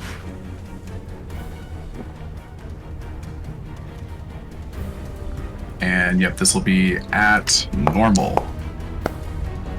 Ooh, that was very closely to a 20. That is a 25 to hit. Let me do some math real quick. And Dro, I don't think you gave her the blessing, did you? Well, even if you did, Dro's not out. Oh, are you talking about Shield of Fate? That Yeah. will hit. Even if she used her reaction, that would hit. Okay, gotcha. So the damage coming in here to Yaslin as a separate attack. Yaslin succeeds and stays where she is on the ground instead of getting smacked into the slag for more damage. Okay, so I rolled... What? Why did it say that...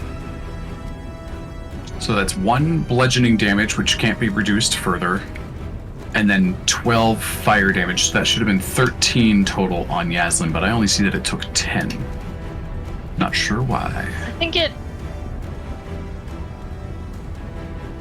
Weird. I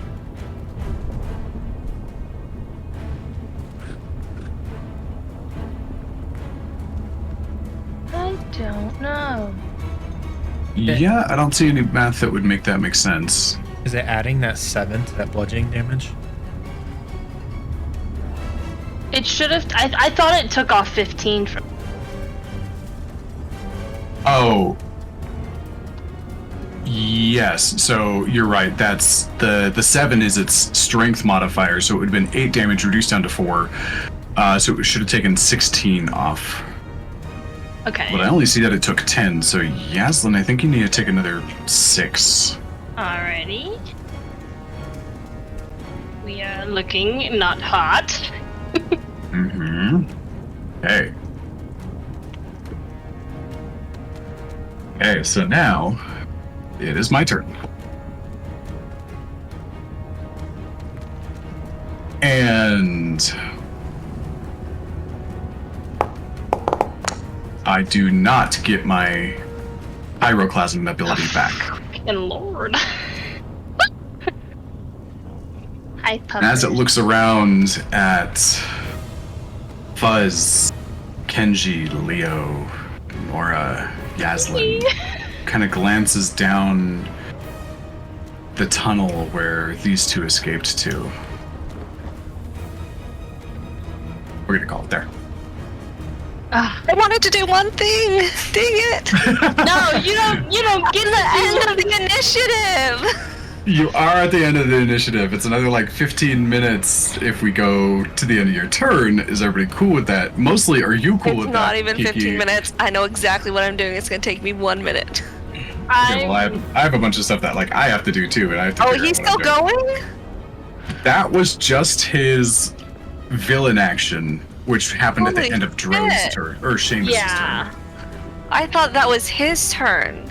Nope. Now it's his turn, which is since he doesn't have his pyroclasm ability, it's a multi-attack. And I guess don't hold who? anybody over if you guys don't want to, but I really wanted to do my turn. Oh my Oh, god. oh boy. Okay, this is gonna be interesting. I'm gonna do this really fast. He's gonna look at Fuzz and go for a bite on Fuzz as the first move in his multi-attack. Oh, No, Lord, come on! let's ride the wave. Let's ride the wave. Let's finish Elizabeth. his turn. Come on. Why are you attacking me? I didn't mean to attack you. I meant to attack Fuzz. Okay. Son of a, that would have been so funny. Okay, so he goes down and like just like gets like a mouthful of dirt, and like he actually like breaks back with like a chunk, and he's got stuff in the way of his mouth. I'm gonna make him lose his bonus action. He can't do his slag spit this turn. But he can move. Where is he gonna go? What? Yeah. He's gonna go. Oh, and What do you actually, happen at the to start of Yasmin? his turn, Yaslin and Fuzz are both within 10 feet of them Yeah. of him. So you both take fire damage of 6. Half of that for Fuzz, and Fuzz swells again. So Oh, Fuzz. Okay, so what I tried to do for Fuzz, I was gonna. Never mind. Couldn't have done it against Fuzz anyways. So now Fuzz and this guy are about the same size. Using. Ooh boy. Somebody else want to roll for how smart the monster is? No. Okay, 1 is Fuzz, 2 is Yaslin, 3 is Kenji and Leo. 4 is something else. Is it a D4? Yeah, I'm gonna ignore the 4s because he's got 3 targets that he's worried about. 1, 2, 3. Okay, I'll roll D4. That's Okay, me. Yaslin's rolling for it. Okay, Yaslin is attacking you with its tail one more time.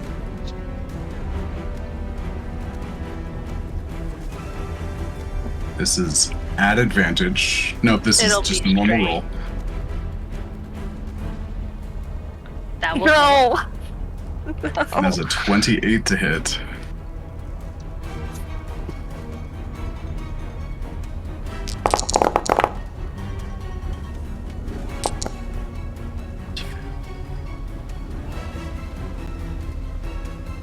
And Yaslin is down. Yep.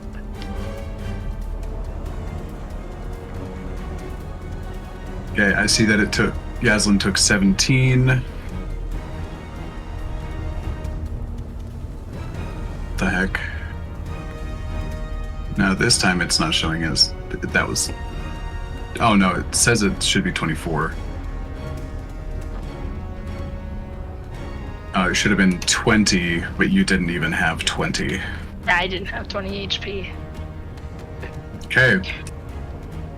Yaslin, Yeah. roll a charisma save at disadvantage. Oh, fuck.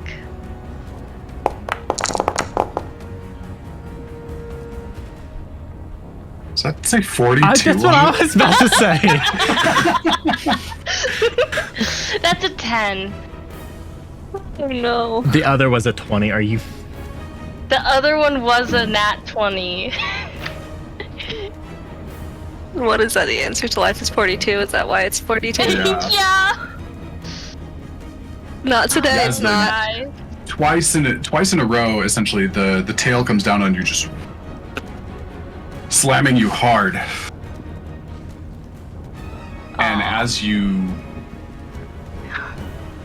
pass out, nobody else can see this. Literally nobody else can see this except for Leo. Yaslin's body Fuck. Oh no. stands up. And her red hair falls in front of her face, kind of shaggy. The spikes on her shoulders are still out. Her tail Sorry. still exists. And out of the corner of, and like off the side of her face, Leo, you can see she's got no pupils right now.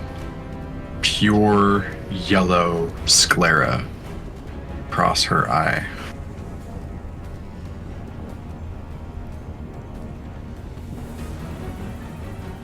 And Yaslin is berserk.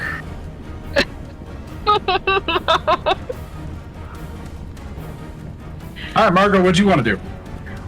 Do I get to save from being stunned at the beginning or end of my turn? That we said it was beginning. At the end of each of its turns. So that would be at the That end would of be- your turn, you get to be stunned. This is the first moment that you're stunned. Or, Wait, I'm confused. No, because it was No, I was 'cause I stunned the stunned- whole last turn. I stunned you in the middle of your last turn, so very briefly after that. Yeah, so you can do your save. What is it, con? It's a charisma. I thought you You're a were charisma sorceress. caster! You're a sister! What do I get? No, I meant like, fuck, like you meant I thought I rolled a con before. Oh. Oh, gotcha. You are unstunned. You're fine. Alright, This time. Oh. So that whole thing where you were getting taxied around, you were awake for that. yeah. Everybody was dragging you around and you were fine.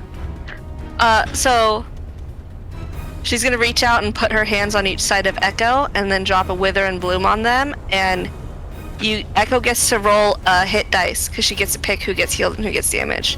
So Echo gets to roll a hit dice, and you get to add a 4 to whatever you roll on your hit dice, and it heals you that much. Gotta figure out what the fuck my hit dice are. Okay. So I'll take that wither and bloom off because I didn't want to target you in case it did damage. What did she hear in her head? Did she hear anything from Yaslin?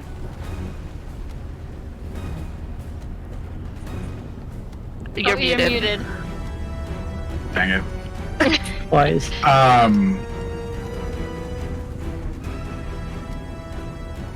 It's like the line is severed from Yaslin, but it's still connected to that mind space. Okay. That's interesting. And all you hear is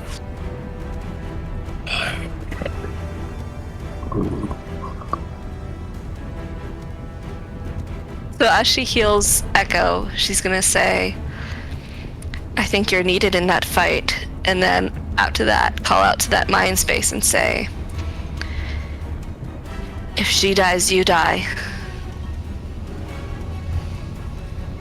make a charisma saving throw. Yep, okay. I'm so sorry. I shouldn't. She's in the fuck around and find out mode of this relationship building. She's gonna find out, apparently. 14. I'm gonna find out. Margot, once again, because I like the way this, Done. I'm stretching this ability way beyond what it's supposed to be doing. You are sucked out of your reality, I'm so sorry. and you are in Yaslin's mind. Yay. Like, This is where you wanted to be, right? and Yeah. you feel this lurching, like your entire body is grabbed and yanked forward. You feel your head snap back and your arms flail for a moment and stops violently, and you have to like reach over, and like as you do, your hands land on claws and scales. And you look up, and there is a large toothed maw red scales, drool dripping from in between the teeth, landing on the floor and sizzling. You see it connected on the right side of a larger body. And the other sides are obscured. But you get a sense of a very broad sense.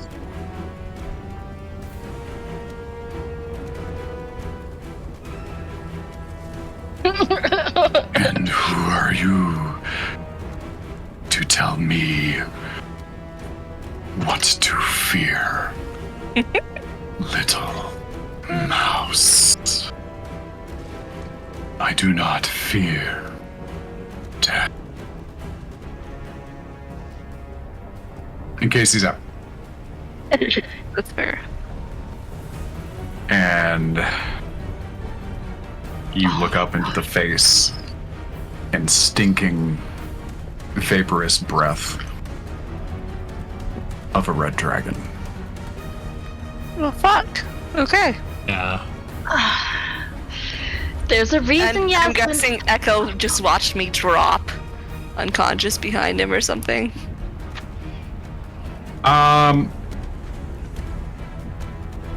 Essentially, you're stunned again.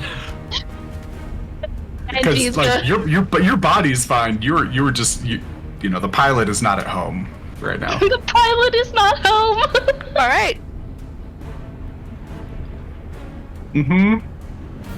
So where am I in all of tomfuckery? Night night. I'm sleeping. It's just You're dark. night-night. I'm night. Mm-hmm. Yep. Okay. There's somebody else piloting my body right now. Do about it. Same. Good stuff.